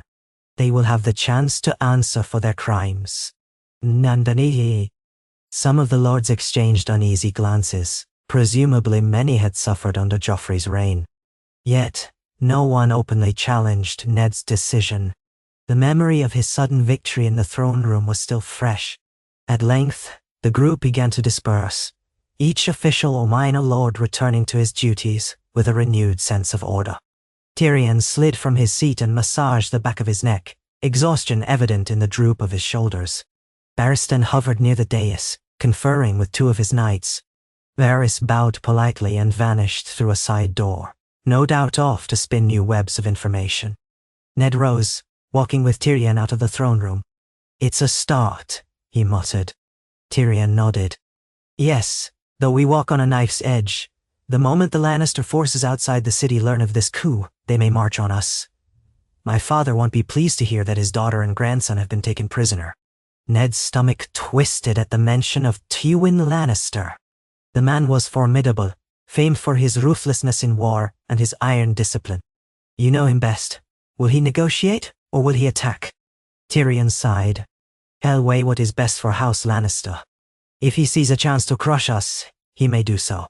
But if he's convinced that Joffrey's claim is hopeless, and that King's Landing stands united against him, he might prefer to negotiate. He is not one to throw men away on a lost cause.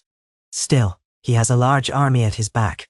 Ned absorbed that grim truth as they stepped into a torchlit corridor leading toward the royal apartments. Then we must ensure a broad alliance. The North will follow me, I expect, once they learn what's happened. But the North is far away, and if Tywin marches soon, we'll be in dire need of immediate support. They came to a small intersection, where Tyrion paused. I'll contact my brother Jaime if I can.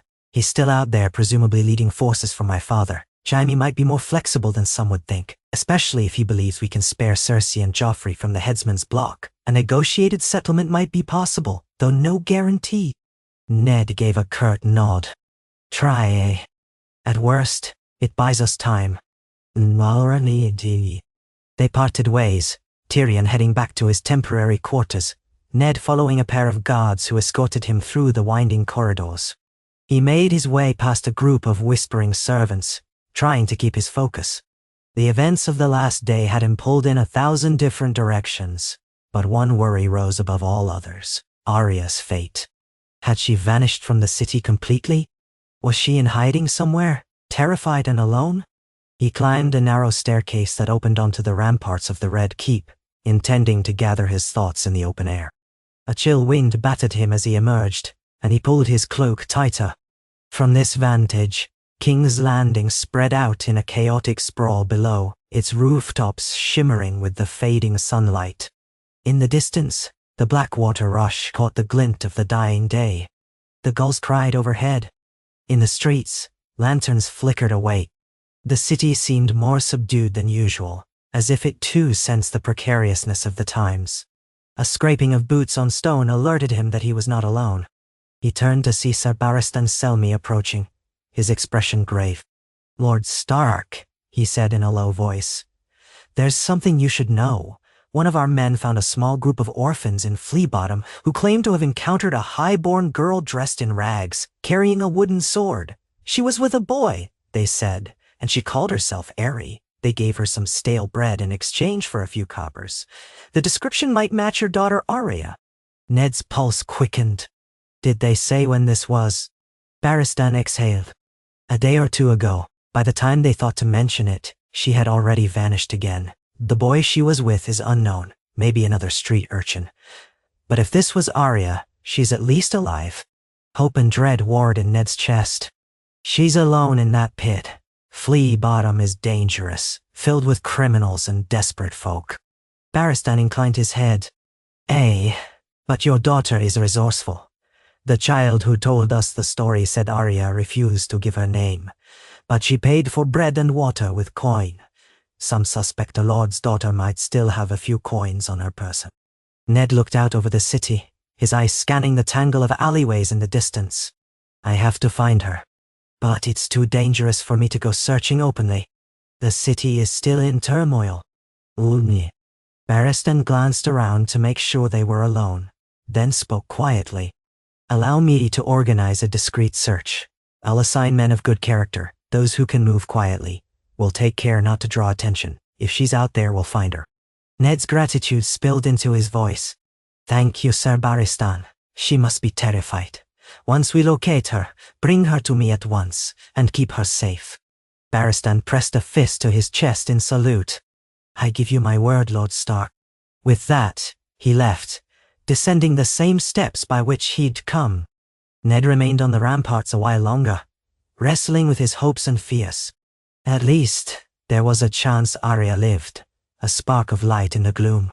Far below, the city streets were beginning to empty in preparation for curfew, which the new regime had put in place to forestall any rioting or looting.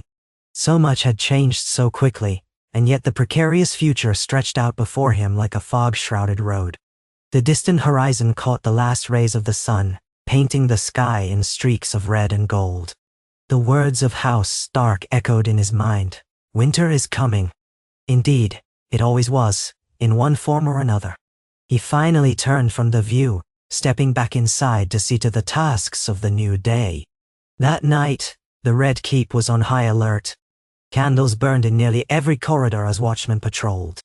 A hush hung over the halls. Ned tried to sleep but found only restlessness.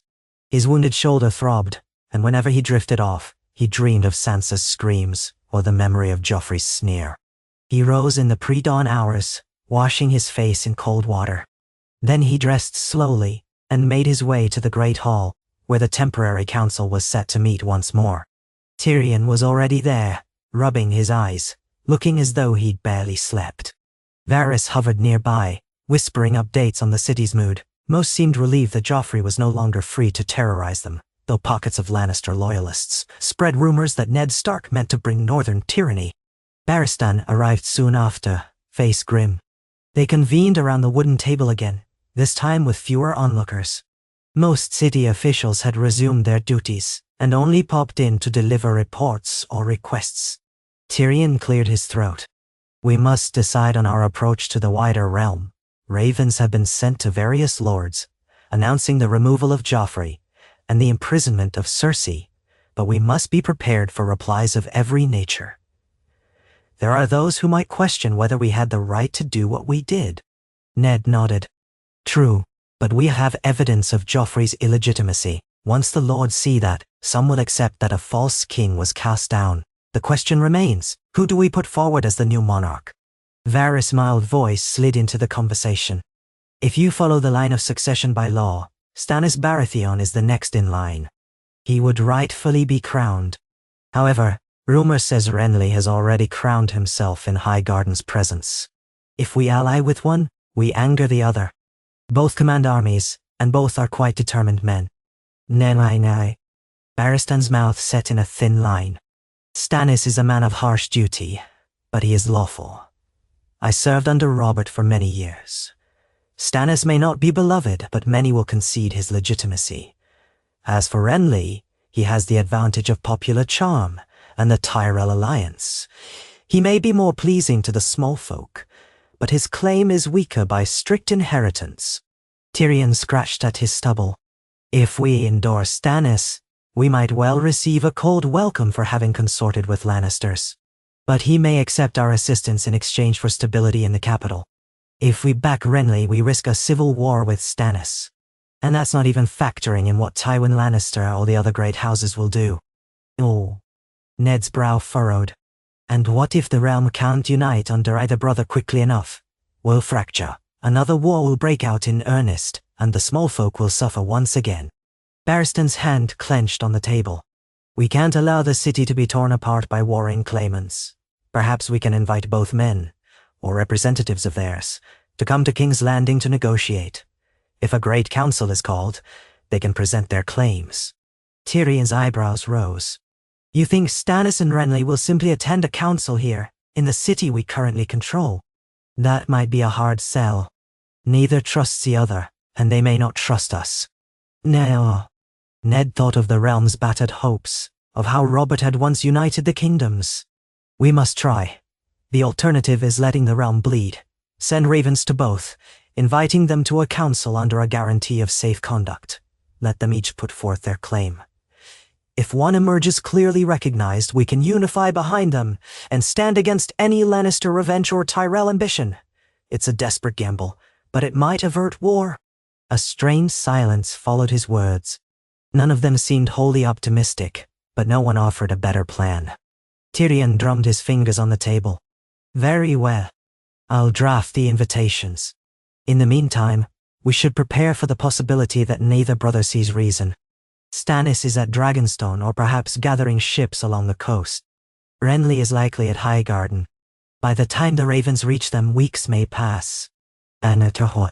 Barristan nodded. A lot can happen in weeks. Tywin may march, or the Tyrells might move. We must be vigilant.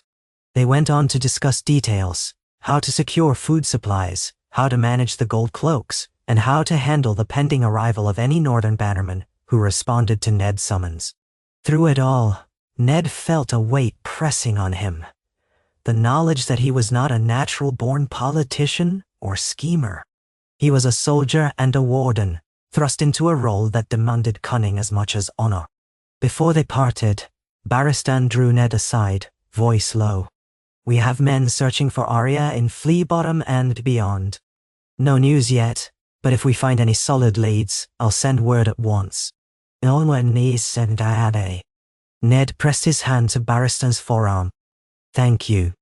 After the council, Ned made his way through the castle halls to the chambers where Cersei and Joffrey were confined.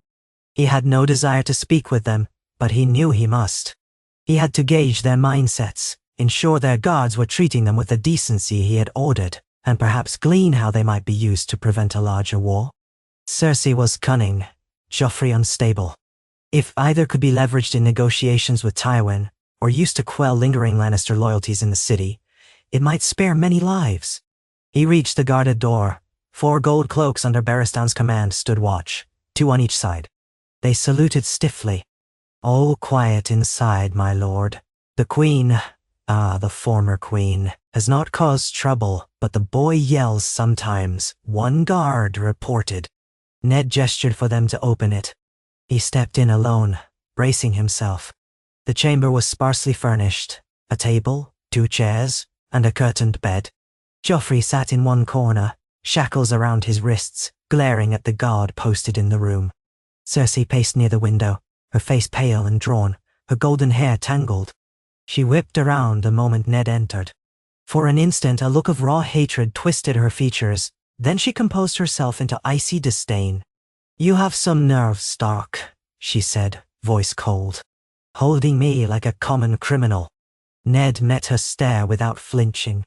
You committed treason against the realm by placing a bastard on the throne and orchestrating the murder of Robert Baratheon. You are hardly an innocent bystander. Cersei's lips curled. Whatever crimes you think I committed, you'll pay for them when my father arrives. House Lannister does not forget. Joffrey squirmed in the corner, eyes red from lack of sleep. I'll kill you, he hissed, voice high-pitched, as if the rage of his lost power had shrunk him rather than emboldened him. When I'm free, I'll... Ned cut him off with an unyielding glare. You are not king, and you will not speak to me of threats. You're lucky you still draw breath after what you've done. Joffrey's mouth opened, but no words came. He might have shouted more threats if Cersei's hand had not shot out, restraining him. Ned noted how fiercely she held her son, as if clinging to the last vestiges of power. There was a hollow desperation in her eyes, though she tried to mask it with contempt. You think you've won, Cersei said, voice trembling with barely suppressed fury. But the game is far from over. My father commands the largest army in the realm, and my brother Jaime stands beside him. All your talk of a false claim, no one will care once swords are drawn. Ned stood firm. I care. The realm cares. If you had any sense of responsibility, you would concede your wrongdoing and spare thousands from dying in a war. But I know you too well for that. You cling to any hope of regaining the throne. She bared her teeth in a semblance of a smile. You claim moral high ground, but you have taken me prisoner. Seize the Red Keep and hold my son in chains. You're no better than Tywin or any other warlord. Don't lecture me about honor. He refused to argue the point. You'll remain here under guard. If your father chooses negotiation over bloodshed, he'll find you alive and well. If he chooses war, the outcome may be far worse for all of us. Remember that. He turned to Joffrey, who glared at him through greasy blonde locks. If you have any sense, boy, you'll pray your grandfather values you enough to avoid open conflict. The realm is tired of your cruelty. Joffrey spat at Ned's feet. Ned's hand tightened on the pommel of his sword, but he mastered his temper. He had no intention of stooping to that level. He glanced at the guard, who nodded grimly. Then he turned and left the chamber, the door slamming behind him. Outside, Ned paused, steadied himself with a hand on the wall, and took several slow breaths. He felt soiled by the encounter, as if Cersei's venom lingered in the air. The guard looked at Ned sympathetically, but said nothing. With that unpleasant duty done, Ned returned to the tower room he had taken as his temporary quarters. To his surprise, Sansa was waiting within, perched on a stool by the small hearth. She stood at once upon seeing him. Father, Sir Barristan was here. He said some men reported sightings of Arya near the river gate. Oh, I need to die. Ned's heart leapt. Is that so? Any details? Sansa bit her lip, hope warring with fear. They said she might be traveling with a boy who wears a bull's head helm. No one knows if he's a friend or just another street child, but they were definitely heading north along the street by the gate. She might be trying to leave the city. It made sense to Ned. Arya would have no love for King's Landing. She would want to flee, perhaps to Winterfell, or anywhere she believed she could find safety. But leaving on foot with only a companion her age was a daunting prospect, especially during these tumultuous times. Did Sir Barristan say what his men intend to do? Yes, Sansa replied. He said they're sending search parties outside the walls, along the Rosby Road and even the King's Road, to see if she and the boy took that road. They're also checking the docks in case she tries to sail. Ned let out a breath. Good. I'll speak with Barristan and see if I can go with them. My leg is healing enough that I can ride, I think. Sansa's eyes went wide with worry. But isn't it dangerous for you to leave the city right now? It is, but leaving Arya alone out there is worse. However, I might not need to venture far. If we can pick up her trail near the gate, that might be enough. He paused, turning the situation over in his mind. Still, you're right that I can't simply vanish. The city needs stability. Perhaps a small group, traveling quietly, can search. Barristan will know how to arrange it. And, no. He squeezed Sansa's hands. You've done well to bring me this news. If you learn anything more, tell me at once. She nodded, tears threatening to spill, though she kept them in check. I just want her home. I've been so cruel to her sometimes, but I miss her. Ned smoothed a strand of hair from Sansa's face. We'll find her, I promise. He left immediately to find Barristan, who was conferring with a handful of knights in the Sola. The old knight greeted him with a respectful inclination of his head. Lord Stark, I hear you've learned of a new sighting. Ned nodded. Yes, by the river gate. I want to dispatch a small search party outside the city as well. I'd go myself, but I can't leave King's Landing undefended. This city has too many enemies at the gates.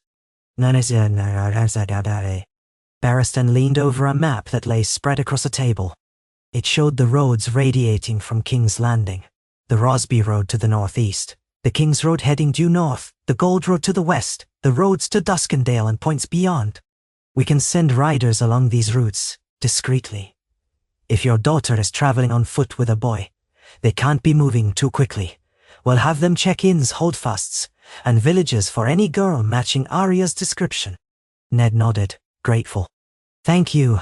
If they find her, if she'll trust them, have them bring her back here, safely. If she refuses, at least ensure she has provisions and an escort.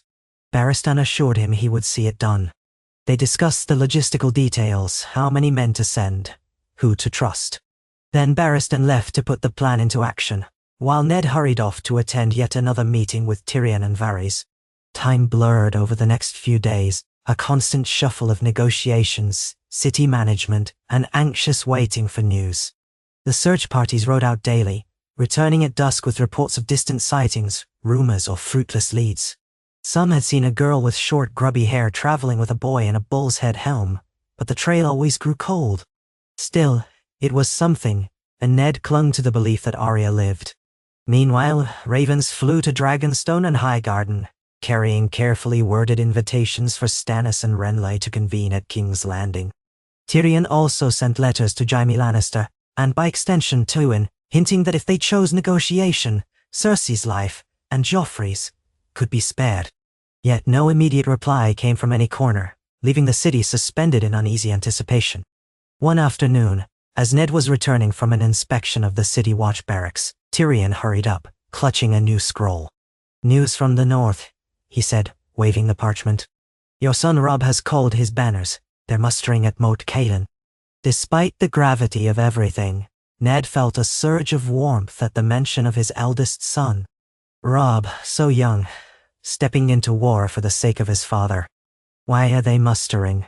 Do they know I'm alive, that Joffrey is deposed? Tyrion tapped the parchment. It seems the rumors that you were executed circulated through the north before we could send an accurate raven.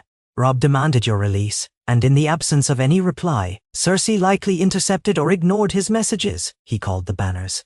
They've been riding south. Ned blew out a breath. We must send word to him at once, explaining the truth. I already have, Tyrion said. But those ravens may take time. Robb might already be on the march. Soon, thousands of Northmen could be nearing the Trident, braced for battle. We need to ensure they don't clash with any local lords who remain loyal to the Lannisters or to the memory of Joffrey's rule. Ned closed his eyes for a moment, picturing his tall, earnest son leading war hosts through the neck, possibly hungry for vengeance. At least if he reaches the outskirts of King's Landing, we can prove I'm alive and Sansa is safe. That might ease tensions. Perhaps, Tyrion conceded. But if he meets Tywin's forces first, there could be bloodshed. Let's hope they steer clear of each other. They quickened their pace through the halls, the weight of looming conflict pressing on them both. News from the west would come soon, from Tywin's camp or from Gyme. The entire realm was like a board with pieces inching toward confrontation. Ned felt the swirl of all these alliances and grudges threatening to drown him. Yet he pressed on, for the sake of his children and for the realm he had sworn to protect. That evening, Ned had a rare moment of calm in a small solar. He sat near a window, reading through missives and intelligence reports, trying to piece together the swirling chaos. A soft knock on the door interrupted him. At his call, it opened to reveal a slender figure, Petyr Baelish, Littlefinger, stepping inside with that mocking half-smile that Ned remembered all too well. Ned stood, stiff with suspicion. Baelish, surprised to see you here. I half expected you to slip away when the city changed hands. Littlefinger shrugged, spreading his hands. Why would I flee when I can still be of service? I've seen how quickly fortunes shift in King's Landing. A wise man doesn't run, he adapts. Ned eyed him warily. You betrayed me once, turning the city watch against me at the last moment. Petyr's smile didn't falter. I played the game as I saw fit at the time. Your honesty is admirable but rarely profitable. But now that Joffrey's star has fallen, I find myself in need of new alliances. Ned set the parchment aside, his voice hard. We have no reason to trust you. Littlefinger's expression flickered, something like regret or irritation crossing his features. True, but I offer information and influence in exchange for, let's call it mutual benefit. The city is a nest of vipers, and you'll need cunning to navigate it. You may have the moral high ground, but that rarely wins you the day without coin and whispers. Ned felt anger flare. I want no more of your back-alley deals. We've seized the Red Keep. If you have something to offer, speak plainly. Petyr sighed. Very well. You're inviting Stannis and Renly here for a council, yes? That's one approach. But are you certain the lords of the realm will unite behind either brother? The Tyrells might see an advantage in placing Margaery on the throne by marrying her to one of the Baratheons. Dorne has its own grudges, still simmering from the death of Princess Elia years ago. And the Vale of Arryn, my home, remains neutral under Lady Lysa, who scarcely trusts anyone. Each region is a puzzle piece you must fit together, or you'll break the board again. Ned realized he had no illusions about the complexity, but hearing it spelled out so bluntly made it feel crushing. And what would you have me do, Baelish? Littlefinger shrugged. Leverage the boy. Tommen Baratheon, that is. He's younger and more pliable, and if you declare Joffrey illegitimate, so too is Tommen. But many might prefer a boy king they can mold to a grown man who demands obedience. Tommen is at Casterly Rock, if I recall. My point is, you have more pieces to play with than you realize. You could also consider forging a marriage alliance with the Tyrells. Perhaps your Robb might wed Margaery, solidifying a North Tyrell bond. That might neutralize Renly. Yeah. Ned's jaw tightened. The idea of pushing Robb into a forced marriage for political gain felt like a betrayal of everything he believed. I'll not sell my son's hand as a bargaining chip. He's barely come of age to rule Winterfell. Baelish smirked. You see? Your honor is a charming impediment. But I speak only of possibilities. If you want to hold this realm together, you'll need alliances. And alliances often require compromise. Ned scowled but couldn't entirely refute the truth of it. Why come to me with these suggestions? Petyr's tone softened, though the glint in his eyes remained. I've grown weary of Cersei's brand of tyranny, and Joffrey's sadism. And you, Lord Stark, offer a chance at a realm with, at least a semblance of fairness. I'm not as monstrous as you might think. I do care for certain things, certain people. and one of them once told me that you were a man of honor. Perhaps I'd like to see if that can succeed here, at least for a time." Ned studied him. He recalled Petyr's past infatuation with Catelyn, his cunning moves, how he seemed to delight in outsmarting others. Perhaps behind it all there was a measure of sincerity, twisted though it might be. Or perhaps it was yet another ploy. "We'll see," Ned said at length. "If you truly wish to help the realm, then prove it. Lend your coin, your influence with the Veil, or your cunning, but do not betray me again, or I'll not be so merciful next time." Petyr bowed slightly. "Understood. I'll do what I can, Lord Stark. I'll speak with the merchants and moneylenders. The city's economy is the blood in its veins, and we need it flowing, not clotted by fear. As for the Veil, Lady Lysa is cautious, but perhaps a well-placed letter or two, promising safety and a seat at the table, might sway her." Ned dismissed him, and Littlefinger slipped away like a shadow. Alone again, Ned felt a headache forming behind his eyes. He rubbed his temples. Tyrion was right. They walked on a knife's edge. Allies might become enemies or vice versa with a single shift of the political winds. And as if that were not enough, Tywin Lannister's forces could appear on the horizon at any time. The next day brought a flurry of rumors but few facts. No ravens yet from Stannis or Renly, no certain reply from Jaime or Tywin, no definitive sign of Arya. Ned began to feel trapped in a crucible of waiting, each hour wearing on his nerves. He threw himself into overseeing the city's defenses, walking the walls with Barristan, checking the archers' readiness, and ensuring the grain stores were under guard. He prayed that if Tywin arrived, they could at least hold the walls. But his true hope was that negotiation would forestall open war. Late that afternoon, as the sun slanted low over the roofs of King's Landing, Ned joined Tyrion in a small courtyard to observe a new batch of recruits drilling under the watchful eye of a knight. The men wore mismatched armor, some bearing old Baratheon sigils, others plain leather jerkins. They looked nervous. Tyrion watched them with critical eyes, arms folded. When the drill ended, he beckoned the knight over, offering suggestions on how to discipline the recruits without breaking their spirits. Ned felt a flicker of respect for Tyrion's sense of practicality. The imp was no soldier, but he grasped the importance of morale. When the knight led the recruits away, Tyrion turned to Ned. "The city's still rife with rumors.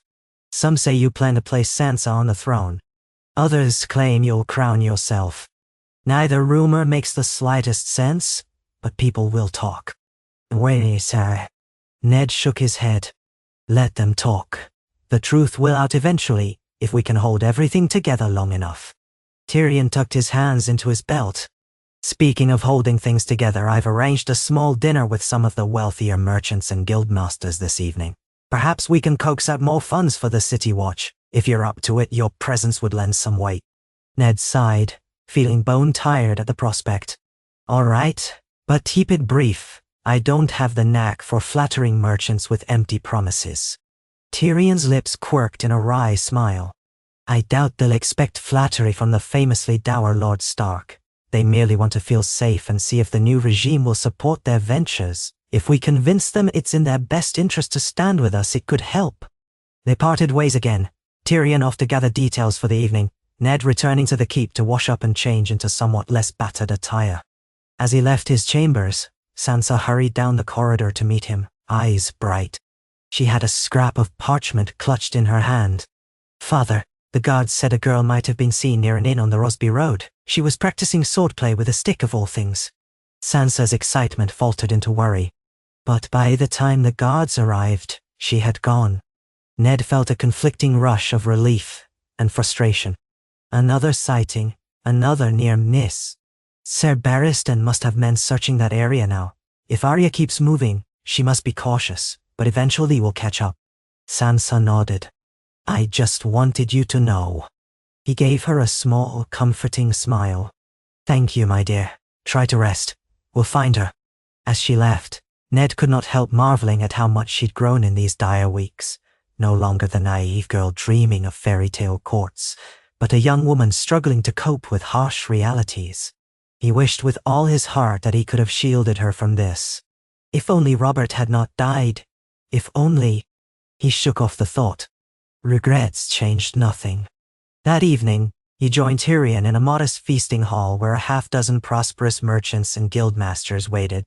They bowed or curtsied awkwardly, uncertain how to address him, some calling him Your Grace, before correcting themselves, others stumbling over Lord Stark. Ned tolerated it with a polite nod. Tyrion poured wine generously, cracking jokes about the new era of Stark-friendly business. The men and women seemed to warm up slightly, at least enough to voice their concerns about shipping, banditry, and the city's stability. Ned let Tyrion do most of the talking, interjecting only to affirm that they intended no new taxes, that the roads would be kept safe, and that the gold cloaks would punish looters. The conversation meandered. Talk of caravans from the Reach, the possible reopening of trade with Dorne, the cost of bread in the markets. Ned's mind drifted to Arya, wondering where she might be sleeping under the stars or hiding in some filthy tavern. Suddenly, a minor official dashed in, face pale. He whispered in Tyrion's ear. The imp's expression darkened. Ned stood at once, ignoring the startled looks of the merchants. "What is it?" Tyrion bowed lightly to the guests, excusing himself, and led Ned aside. The official wrung his hands. "We've had word that a large force is camped west of the city, my lords, some 4,000 men bearing Lannister banners." Ned's chest constricted. "Tywin?" The official shook his head. "We're not sure. The scouts say it's led by Sir de Marbrand, one of Lord Tywin's bannermen. They've halted near the Gold Road about 2 leagues away." "Nigh." Tyrion swore under his breath. "Marbrand, my father's loyal man. He may be testing the waters, seeing how the city responds, or waiting for reinforcements." Ned exchanged a tense glance with Tyrion. The arrival of any Lannister force, no matter its size, threatened a siege, a standoff, or worse. With the city still so unsteady, 4,000 men might be enough to cause havoc. "We have to prepare our defenses. Summon Barristan. We'll see how best to respond." Tyrion nodded, then turned to the official. "Go, inform Sir Barristan at once. Have the gates locked down tonight, except to essential traffic. Double the watch on the walls. We cannot afford to be taken by surprise." The official rushed out, leaving Ned and Tyrion alone in the corridor. The merchants in the hall looked on anxiously, sensing something was amiss but not daring to ask. Ned paused long enough to instruct them that there was no immediate danger to the city's safety, politely ending the meeting. Then he strode out with Tyrion. They found Barristan just outside the Great Hall, conferring with a group of knights. He listened to the news grimly, then spread out a map of the surrounding lands on a wooden table. "Marbrand is a capable commander. If he's come with 4,000, that suggests Tywin may be near with a larger army, or that Tywin sent him ahead to secure a position. We need to decide whether to send a sortie or hold the walls." Ned studied the map. "We don't have enough men to meet them in open battle if Tywin's full strength is behind them. Our best option is probably to remain within the city and see if they attempt to negotiate. We can't risk losing half our defenders in a rash engagement." Barristan agreed. "Yes, but we should send riders to parley. If we can dissuade them from assaulting the city, perhaps Tywin might still choose negotiation. I know it's a thin hope." Tyrion spoke quietly. "I'll go. Sir Adam Marbrand knows me. He might be more inclined to speak if I approach under a flag of truce." Ned frowned. "It's risky. He could take you hostage and demand we free Cersei and Joffrey." Tyrion's mouth twisted. "He might try, but that would only further provoke us. Marbrand isn't a fool. He'll guess we could retaliate against Cersei or Joffrey if he captures me. It might keep me safe. Lannister standoff, if you will. Besides, my father values me enough that he won't want me dead. Probably." Barristan huffed, exasperated but seeing the logic. "We'll give you a small escort. If anything goes wrong, pull back." They agreed to dispatch Tyrion at first light with a handful of knights, carrying a white banner of peace. The night was spent in tense preparations. The gold cloaks manned the walls in double shifts, watchfires glowed atop the battlements, and the city trembled with rumors that war stood just outside its gates. Ned barely slept, haunted by images of Tywin's legions storming in, and by the thought of Arya lost in the countryside, possibly riding right into a war zone. Dawn came, pale and tinged with the threat of rain. Tyrion donned a breastplate too large for him, cinched tight by a leather belt. Bronn accompanied him, along with a half-dozen of Barristan's best knights. Ned walked with them to the gate, where a stable boy held their horses. The sky above had turned iron grey. A chill wind rattled the portcullis chains. Tyrion swung himself onto his mount with difficulty but managed to sit upright. He gave Ned a measuring look. "If I'm not back by sunset, assume the worst. And if that's the case, well, do what you must to guard the city. Don't risk your position for me." "Now they're waiting there." Ned nodded, gripping Tyrion's gauntleted hand briefly. "Return alive if you can. I'd prefer not to face Tywin's wrath without your counsel." Tyrion's mouth quirked in a half-smile, and then he spurred his horse forward, the small company clattering over the drawbridge under the raised portcullis. Soldiers closed ranks behind them, the iron grate rattling back into place. Ned watched them ride away through the morning mist, a white banner snapping in the wind. For the rest of the day, Ned tried to occupy himself with the city's endless tasks, listening to petitions from townsfolk, dealing with a dispute between two minor lords who each claimed the other was a hidden Lannister loyalist, and conferring again with Sir Barristan about the search for Arya. Hour by hour, the weight of uncertainty grew heavier. The skies opened in a midday drizzle, soaking the ramparts and turning the courtyard into a muddy patch. Sometime in the late afternoon, word spread through the castle that riders approached the western gate. Ned hurried there, heart pounding, expecting Tyrion's return, or perhaps an attack. Atop the wall, he peered through the rain to see a small party of riders with a white banner, no more than 8 or 9. The gate captain signaled them to wait. Ned gave the order to admit them as archers stood ready above. Arrows knocked. The portcullis cranked up, and the riders entered the city. Ned descended to the courtyard just as they dismounted. He recognized Tyrion at once, drenched but upright. With him rode Bronn and 5 knights, plus another man in Lannister colors, older, broad-shouldered, with a neat beard. Ser Adam Marbrand, presumably. Tyrion swung down and walked stiffly to Ned. "We've come to talk. Ser Adam wishes to speak with you under truce." Marbrand stepped forward, removing his helmet. Rain trickled down his weathered face. He studied Ned Stark with a guarded respect. "Lord Stark, we meet at last. I come bearing a message from Lord Tywin Lannister." Ned's heart hammered. He glanced around at the ring of gold cloaks bristling with weapons. "Then speak, Ser Adam. We can move somewhere drear, if you prefer." Marbrand gave a curt nod. "That would be welcome." They headed inside to a long vaulted corridor where servants hurried to fetch towels. Tyrion peeled off his soaked gloves, rubbing his pale hands together. Marbrand and his men kept their swords sheathed, respecting the truce. Ned led them into a small hall near the main gatehouse, where a fire blazed in a hearth. Soldiers stood at the walls, watchful. Once they settled, Marbrand spoke. "Lord Tywin is encamped some leagues west with a host of 20,000. He knows of your coup, the capture of his daughter Cersei, and his grandson Joffrey. He demands their immediate release and safe passage out of the city, or he will lay siege within a fortnight." A wave of dismay rippled through Ned, though he kept his face impassive. 20,000 was a force King's Landing could not easily withstand. Barristan quietly clenched his jaw. Tyrion busied himself removing his soaked cloak. Ned finally found his voice. "We have no intention of harming Cersei or Joffrey, but they committed treason. I cannot simply hand them over. If your lord chooses war, many will die." Marbrand nodded, a flicker of sympathy in his eyes. "War is rarely what Lord Tywin desires, but he will not abandon his blood. He has told me to say that if you comply, he may be willing to discuss terms of peace, perhaps even confirm you as regent until a rightful king is chosen." Tyrion let out a snort. "Generous father, truly." Marbrand cleared his throat. "On the other hand, if Lord Stark refuses, Lord Tywin warns that he will take the city by force. And once his men are through these walls, well, there will be little left of this new order. He holds the trident to the west, ensuring no relief can come from River Run or the Westerlands. The Rosby Road is also under watch. Your supplies will dwindle, and he can starve you out." And Ned locked eyes with Marbrand. "You paint a grim picture, but I will not free Cersei to conspire further harm to the realm.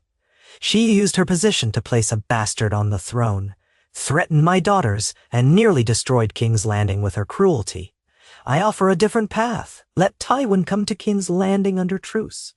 We can settle this with reason, not swords."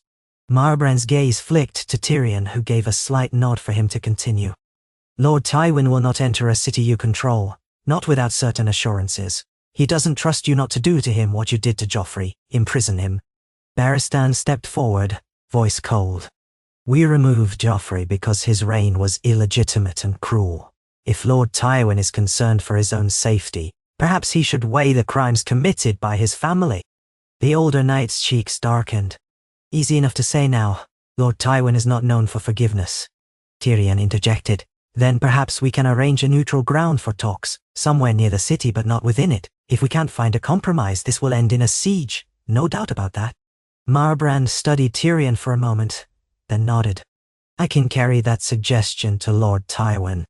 But know this, if he sees it as a stalling tactic, he'll tighten the noose. You have little time, my lords. My men and I will camp outside the gate tonight.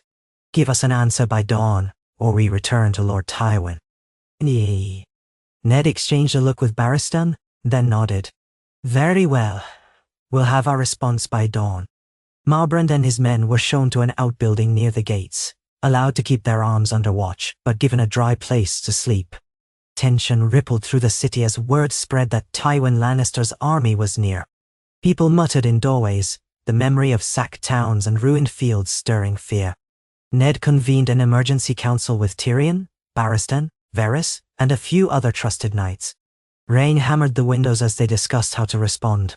Could they afford to hand over Cersei and Joffrey? Doing so might buy them peace for a time, but at what cost to their own credibility? Cersei, once freed, would scheme again.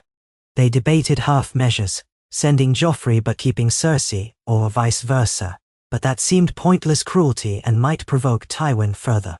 At last, they settled on a plan to propose a formal parley outside the city in 3 days, in a field near a minor holdfast, with equal numbers on each side, guaranteed by hostages of rank. Ned refused to offer Cersei's unconditional release, but would promise that she would not be harmed until the negotiations' outcome. It was precarious, but might stave off immediate assault. Tyrion offered to serve as a hostage himself to guarantee fair dealings, though the others worried for his safety. Yet it was precisely that risk that might reassure Tywin. They hammered out the terms late into the night, each man's face lined with fatigue. At last, as the candles burned low, Ned turned to Tyrion.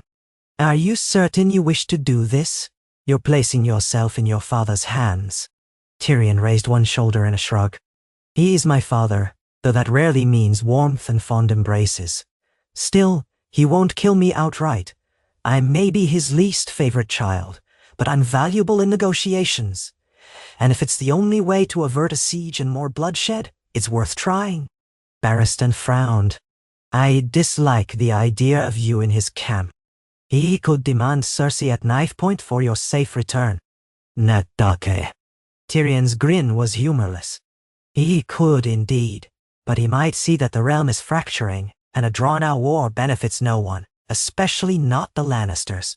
Lord Stark's revelations about Joffrey's parentage have damaged House Lannister's standing. Father may decide that forging some compromise is better than burning the realm. That is my hope, at least." They agreed on the final wording. By dawn, Marbrand was summoned again, given the proposed terms, and left with his retinue to deliver them to Tywin. The city braced for news. In the meantime, Ned quietly prayed that either Stannis or Renly might respond, or that Robb might arrive, so they could present a united front strong enough to quell Tywin's belligerence. But the next few days brought no new ravens from Stannis or Renly, no sign of Robb's host nearing the city. The only visitor was a small group of traders from Dorne seeking passage, but they offered no political insight. King's Landing felt like a city under a gathering storm. Soldiers polished their armor, archers checked their bowstrings, and the gates were carefully monitored.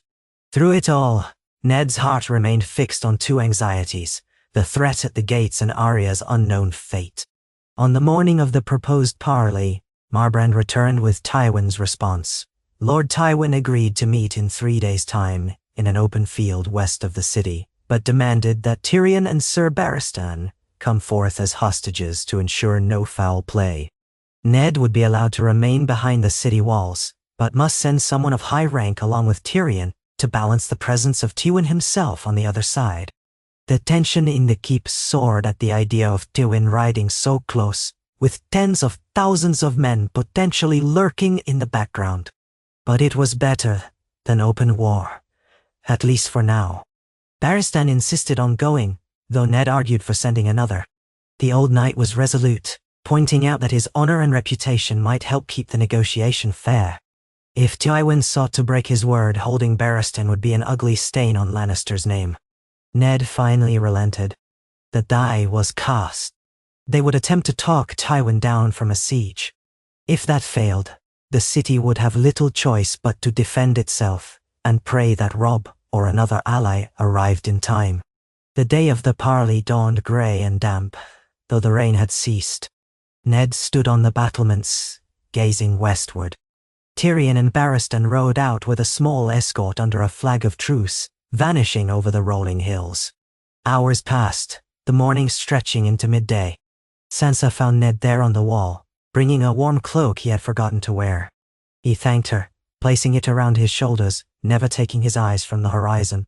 "Father," she said softly, "do you think they can reach an accord?" He wished he could lie to spare her worry. "I hope so, Sansa, I truly do." As the sun reached its zenith, a distant shimmer of movement appeared on the road. Ned tensed, watching as a group of riders emerged. He couldn't discern who they were at first, but after a time, he counted about 20. The city gates opened to admit them, and Ned descended to the courtyard, heart pounding. He arrived just as the riders clattered in. Tyrion dismounted, pale and grim. Beside him, Barristan looked equally stern. With them rode a group of Lannister men, and a tall figure astride a massive warhorse, Lord Tywin Lannister himself. He had chosen to come into the city after all, though presumably with enough armed men waiting outside to ensure his safety. Tywin slid down from the saddle. His hair was white blonde, his green eyes cold, his bearing regal. He was dressed in gleaming plate, emblazoned with the golden lion of House Lannister. As Ned approached, Tywin's gaze locked on him with unmistakable animosity. "So," Tywin said in a calm, cutting tone, "the man who deposed my grandson." Ned's face set. "We offered parley, Lord Tywin. Are you here to talk peace or to issue more threats?" Tywin glanced around the courtyard, noting the lines of gold cloaks with swords and spears, the tension that hung in the air. "I am here to see how matters stand. My men surround the city, though not as closely as they might if you fail to give me reason to stay my hand." Barristan stepped forward, hand on the hilt of his sword. "You gave your word this would be a peaceful meeting, Lord Tywin." Tywin nodded curtly, removing one steel gauntlet. "That I did, Sir Barristan. I am not a man of empty words.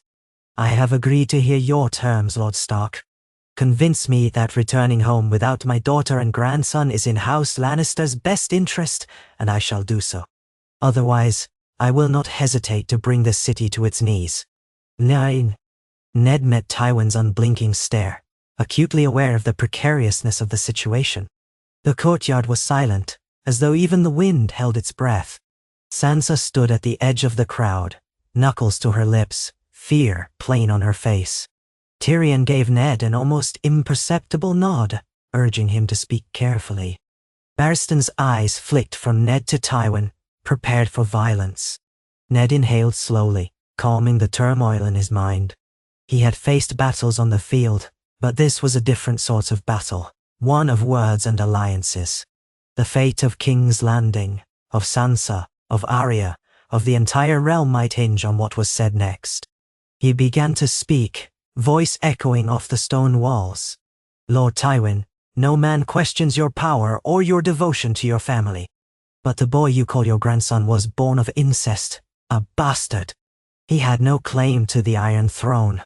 In a single night, Joffrey proved himself unfit to rule by terrorizing this city, threatening innocent lives, and betraying the trust of the realm.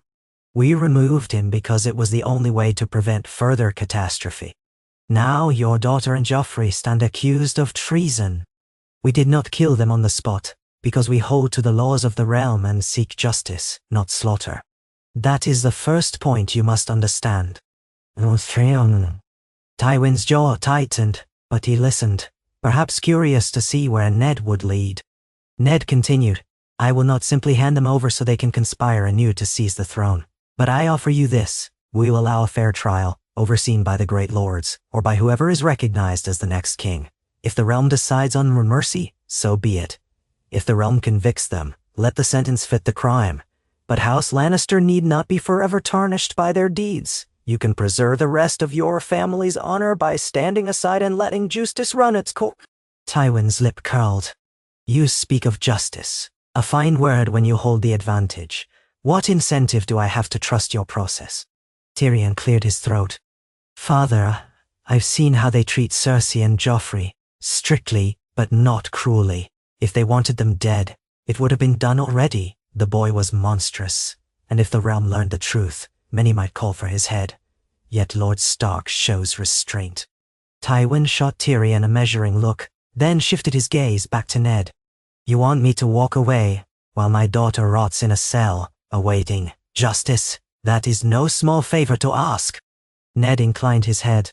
I ask only that you place the welfare of the realm above one person's ambition. If Joffrey were a rightful Baratheon, Robert's trueborn heir, it would be another matter. But he was not. You know it in your heart. Am I to believe you would prefer open war, tens of thousands dead, rather than admit your grandson had no claim? No. The courtyard fell silent. Tywin's eyes blazed, but Ned pressed on. There is a path that spares you from further humiliation. Support the next rightful king, Stannis or Renly, whichever the realm consents to recognize. Return to the Westerlands with your banners intact. House Lannister remains strong. You'll not be declared traitors if you let justice take its course with those who committed the crime of putting a bastard on the throne. Tywin glanced at Barristan. And you, Sir Barristan, do you condone such an affront to House Lannister? You served Robert loyally, as I recall.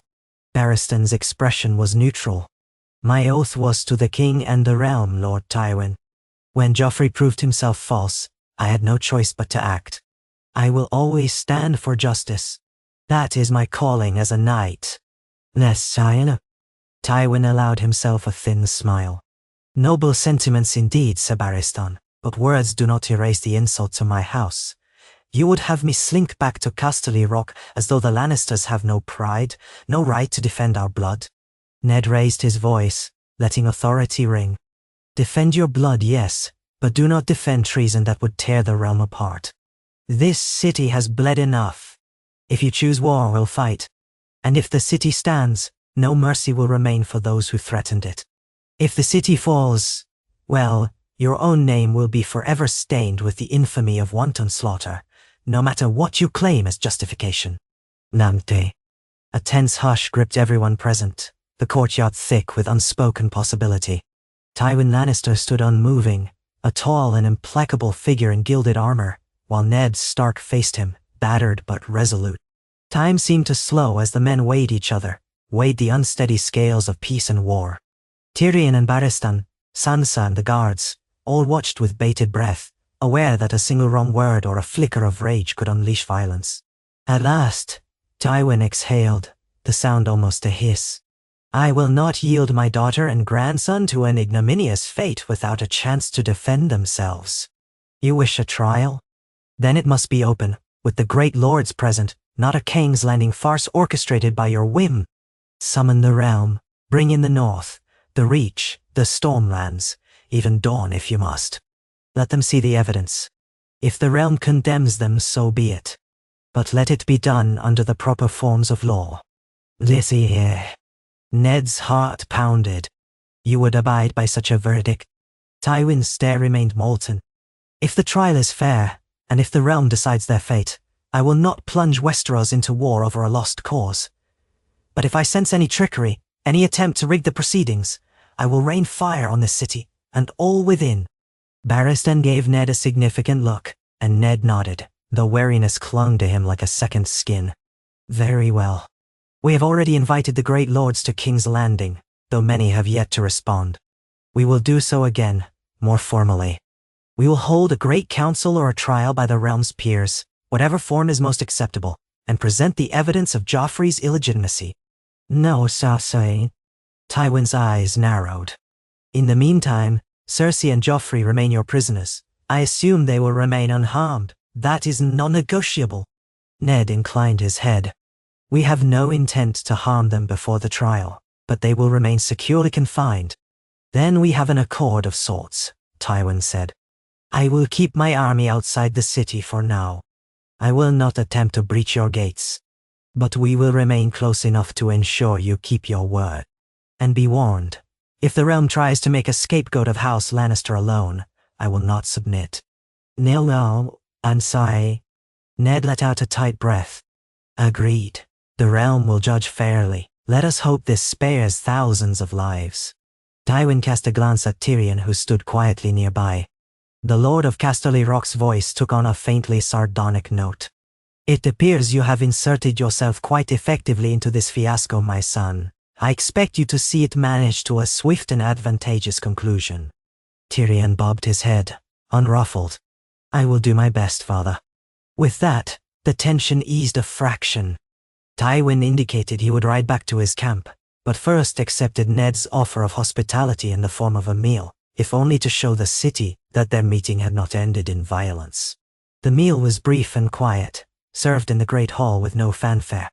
Tywin ate sparingly, barely acknowledging the surroundings, while Tyrion sat at his side, occasionally murmuring something. Barristan, Varys, and a handful of knights stood by, ensuring no surprise attempt at rescuing Cersei occurred. Sansa was conspicuously absent, by Ned's order. He would not have her near Tywin Lannister. After the meal, Tywin strode out, flanked by his men, and mounted his warhorse. He paused in the courtyard long enough to glance at Ned one last time. 3 weeks. Stark. I will give you that long to summon the realm's great lords. If, after that time, no council is convened, I will assume bad faith on your part. Ned stood firm, arms crossed over his chest. We will send ravens to every corner of the 7 kingdoms at once. 3 weeks, Lord Tywin. Tywin nodded curtly, then spurred his horse forward. The gate rose, and he led his men back into the open fields beyond the city walls. Ned exhaled, tension draining from him like blood from a wound. He turned to Tyrion. We've bought time at least. 3 weeks. Tyrion nodded. Time to see if Stannis or Renly responds or if Robb arrives. Time to call for a great council. Time to try to find Arya. It's something. Barristan let his shoulders relax. We have a fragile peace. Let's hope it holds. The day wore on, and Ned felt the burden of a small victory tempered by the knowledge that they were far from safe. Tywin's forces ringed the city like a tightening noose. If the realm's lords answered the summons with hostility, or if any new catastrophe arose, King's Landing might still drown in blood. That evening, Ned found a moment to speak privately with Sansa. She seemed relieved that open war was averted, at least for now, but she held her father's hand tightly. Will the lords truly come? Will they believe us about Joffrey? Ned brushed a gentle hand over her hair. Some will. Others might resist. We must present the truth openly. Stannis is the rightful heir by law, unless we consider Renly's claim. One way or another, the realm must choose. Perhaps we can avert a full-scale war with this great council. She nodded, eyes full of a sober understanding beyond her years. I hope it works. Ned squeezed her hand. So do I. He paused, then added softly, Has there been any news of Arya since this morning? Sansa shook her head. I asked Sir Barristan, but nothing new. Some travelers said they saw a girl with a sword practicing near an abandoned mill, but they couldn't be sure. Ned's heart twisted. She's out there, somewhere, trying to make her way alone. We must find her, Sansa. I know, Sansa said, voice trembling. I pray every night for her to be safe. He drew her into a hug, the fatherly warmth offering a moment of solace in the midst of so many storms. The next day, Ned summoned scribes and ravens, composing letters to every major lord. Mace Tyrell, Doran Martell, Robb Stark, Balon Greyjoy, the Arryns of the Vale. A separate letter was penned to Stannis at Dragonstone, and another to Renly, wherever he might be, likely Storm's End or traveling among the Tyrells. Each missive contained the invitation to a great council in King's Landing to determine the fate of Cersei Lannister, Joffrey Baratheon, and the rightful occupant of the Iron Throne. Ned prayed that enough would heed the call. As the days passed, the city settled into a strained routine. Tywin's men remained just out of sight, patrolling the roads. Merchant caravans slowed, many choosing to avoid King's Landing altogether. Prices rose in the markets, and small folk grumbled. Barristan kept the gold cloaks disciplined, squashing any hints of unrest. Tyrion conferred daily with city officials, maintaining trade as best he could. Varys slipped in and out with whispered updates, Stannis mustering ships, Renly rumored to be gathering an army with the Tyrells, Dorne suspiciously silent. In the midst of all this, Ned clung to hope each time a search party returned with news of Arya. One day, a guardsman arrived, breathless and dusty, reporting that he had seen a young girl traveling with a group of ragged children, heading north along the King's Road. The girl had threatened him with a wooden practice sword when he tried to approach, then fled into the woods. The guard was too startled to pursue in time. But the description, brown hair, fiercely protective stance, sounded exactly like Arya. Ned wanted to ride out that instant, but the city needed him. He could only dispatch more men to scour the roads. At least she seemed to be moving away from the Lannister lines, deeper into Crownlands or toward the Riverlands.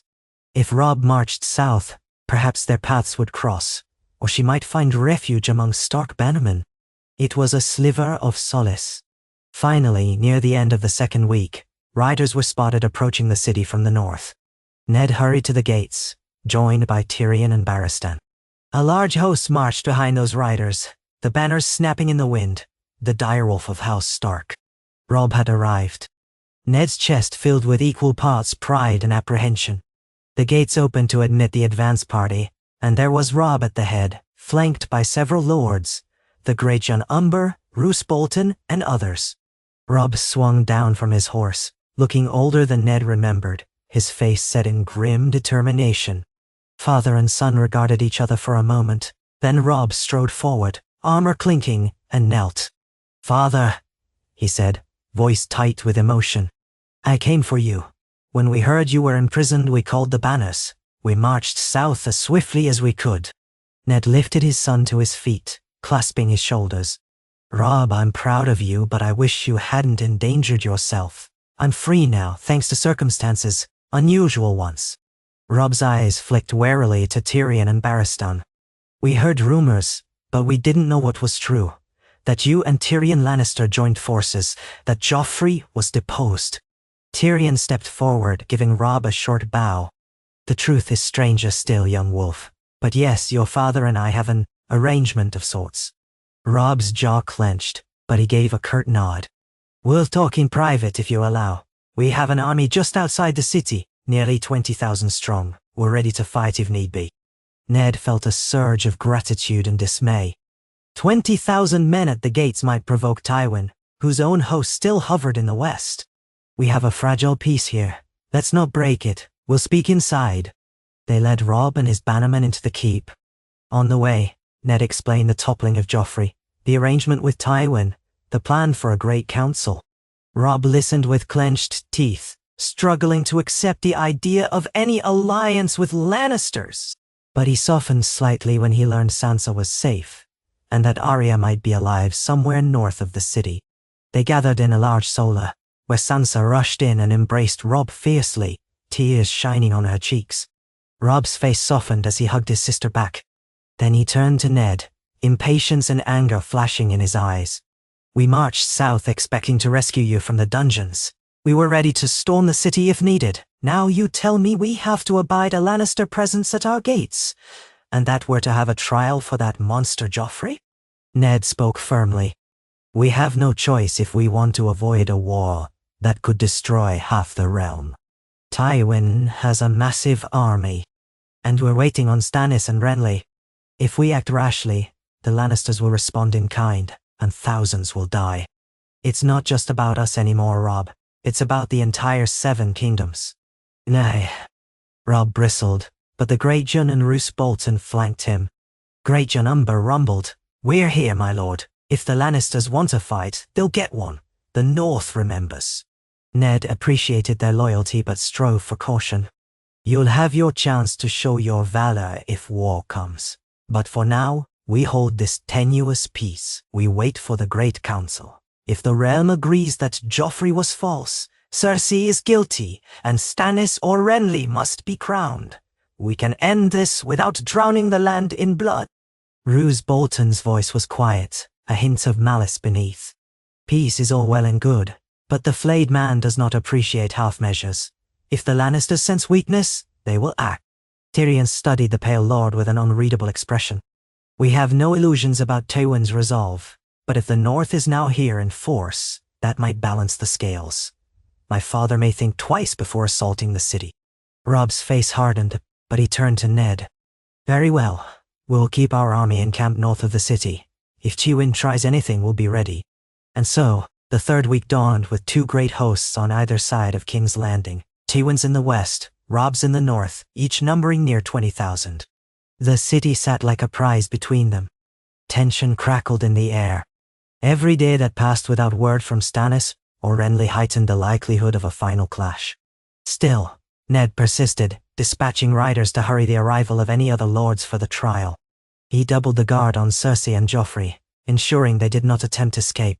Tywin sent the occasional messenger, reminding Ned of the approaching deadline. Robb's bannermen bristled for a fight, while Tyrion tried to soothe tempers. Barristan roamed the city walls, ensuring discipline among the gold cloaks. On the 18th day, a raven finally arrived from Dragonstone, bearing Stannis Baratheon's formal acceptance of the Great Council invitation. Ned read the message with relief. Stannis wrote that he would come in might, prepared to press his rightful claim. He demanded that traitors like Cersei and Joffrey be tried properly, and if found guilty, executed. Stannis' letter dripped with the rigid certainty for which he was known. Still, it was progress. He was coming, and if the realm recognized him as king, perhaps Tywin would accept the verdict. 2 days later, as the final hours of Tywin's deadline loomed, another series of horns sounded from the south. A large host, bearing golden roses on emerald fields, the sigil of House Tyrell. Renly Baratheon rode at their head, flanked by Loras Tyrell, Garland Tyrell, and a retinue of bright-plumed knights. If Stannis was the realm's law, Renly was its charisma, greeting the city with a flourish. He had come, it seemed, to challenge or at least debate Stannis' claim. The Tyrell banners stretched as far as the eye could see, a formidable force in its own right. Now King's Landing was surrounded on 3 sides by armies. Robb in the north, Tywin in the west, the Tyrells and Renly in the south. The air crackled with the potential for all-out war at the slightest provocation. Yet all had come to the city for the purpose of a great council, or trial. The question was whether a single spark would set them at each other's throats first.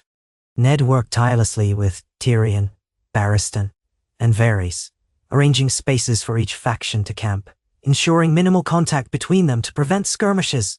The gates were opened only under strict supervision.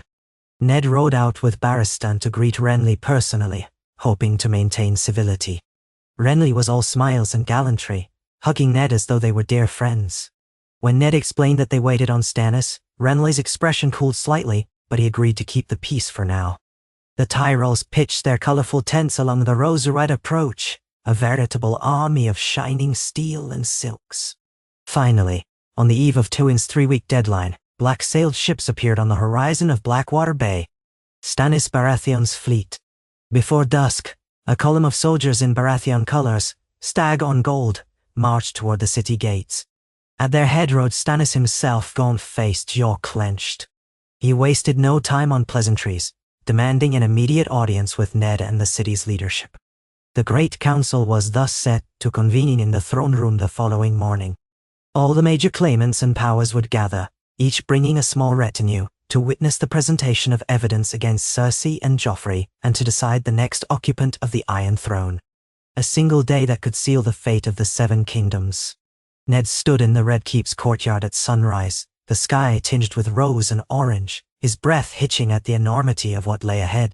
Tyrion, stooped and unusually quiet, adjusted his cloak.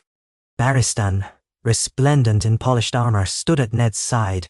They waited for the arrival of the various lords, each group to be ushered into the throne room under heavy guard.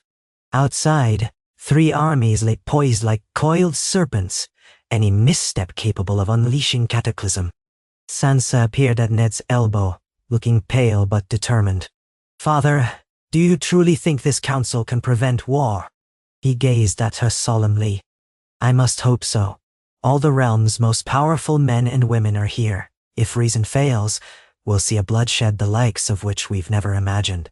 But if it succeeds, perhaps we can forge a better future." She squeezed his hand and he placed a kiss on her brow. Then Barristan gently ushered her away, insisting that no children be present in the throne room during the trial, for fear of violence. Sansa understood, though she trembled with apprehension. She left to wait, in a safer wing of the keep with other ladies. One by one the great lords arrived, each escorted by gold cloaks. Tywin Lannister, clad in regal black and gold, a small retinue behind him. Renly Baratheon wearing a crown of golden antlers, his Tyrell allies in tow. Loras Tyrell at his side, posture tense. Stannis Baratheon, stern as stone, flanked by loyal bannermen such as Davos Seaworth. From the north, Robb Stark, accompanied by the Great Jon, Roose Bolton, and a small guard. Each faction eyed the others warily, a mosaic of tensions inside the keep's walls. Varys flitted through, greeting them with polite bows, while Tyrion lurked near Ned, watching his father with careful eyes. The throne room doors were thrown open, revealing that dreaded Iron Throne at the far end, under the watch of dozens of gold cloaks and knights sworn to Barristan. The air was heavy with the sense of history in the making. Lords lined each side, forming a broad aisle to the dais. At Ned's signal, a pair of guards marched in with Cersei and Joffrey, hands bound, though not cruelly. Gasps and mutters rippled through the crowd. Cersei's face was pale but defiant, her beauty undiminished by captivity. Joffrey scowled furiously, scanning the chamber as if memorizing each face that dared to see him thus. Tywin's expression hardened at the sight, but he held his composure. Ned took his place near the foot of the throne's dais, facing the assembled lords. Barristan stood at his side, the living embodiment of chivalric authority. Tyrion lingered just behind them while Varys and Littlefinger were positioned unobtrusively along the perimeter. Robb, Renly, and Stannis formed a loose semicircle, each with their retinues, none stepping too close to the others. A hush fell as Ned cleared his throat, the crowd's eyes upon him. "My lords," he began, voice echoing. "We stand on the brink of a conflict that could tear Westeros apart. We are here to determine the fate of Cersei Lannister and Joffrey Baratheon, accused of treason by placing a false king on the Iron Throne. We are also here to resolve the question of succession, for the Iron Throne must not remain empty. May the gods guide us toward justice and peace." Lyanna said. That last word fell into a silence so profound that one could almost hear the hearts beating. Outside, the armies lurked, tens of thousands ready to kill at a word. Within, every man's face revealed the tension coiled in him, the relentless push and pull of pride, power, and loyalty. Ned inhaled slowly and prayed to the old gods that they might find a path through this labyrinth of ambition and vengeance. He motioned to the guards, who brought forth a small chest containing the evidence of Joffrey's parentage, letters from the late Jon Arryn, genealogical records. The confessions gleaned from witnesses who had seen Cersei's closeness with her brother Jaime. The crowd stirred, eyes flicking from the chest to Cersei and Joffrey, who glared defiantly. Tywin's face was stone. Ned began to speak, heart pounding, knowing the next few hours would decide the fate of every soul in the hall, and likely all of Westeros beyond it. This was the moment the realm had been dragged toward, willingly or not, a reckoning that would either unite them under a rightful ruler, or plunge them into the darkest war they had ever known. And so the final stage was set, with all the great players in one place, the stakes impossibly high, the tension so thick it could be felt like an electric charge in the air. Ned Stark, once the quiet warden of the North, now presided over a gathering that could reshape the Seven Kingdoms. With a steadying breath, he lifted the first piece of evidence for all to see and began. To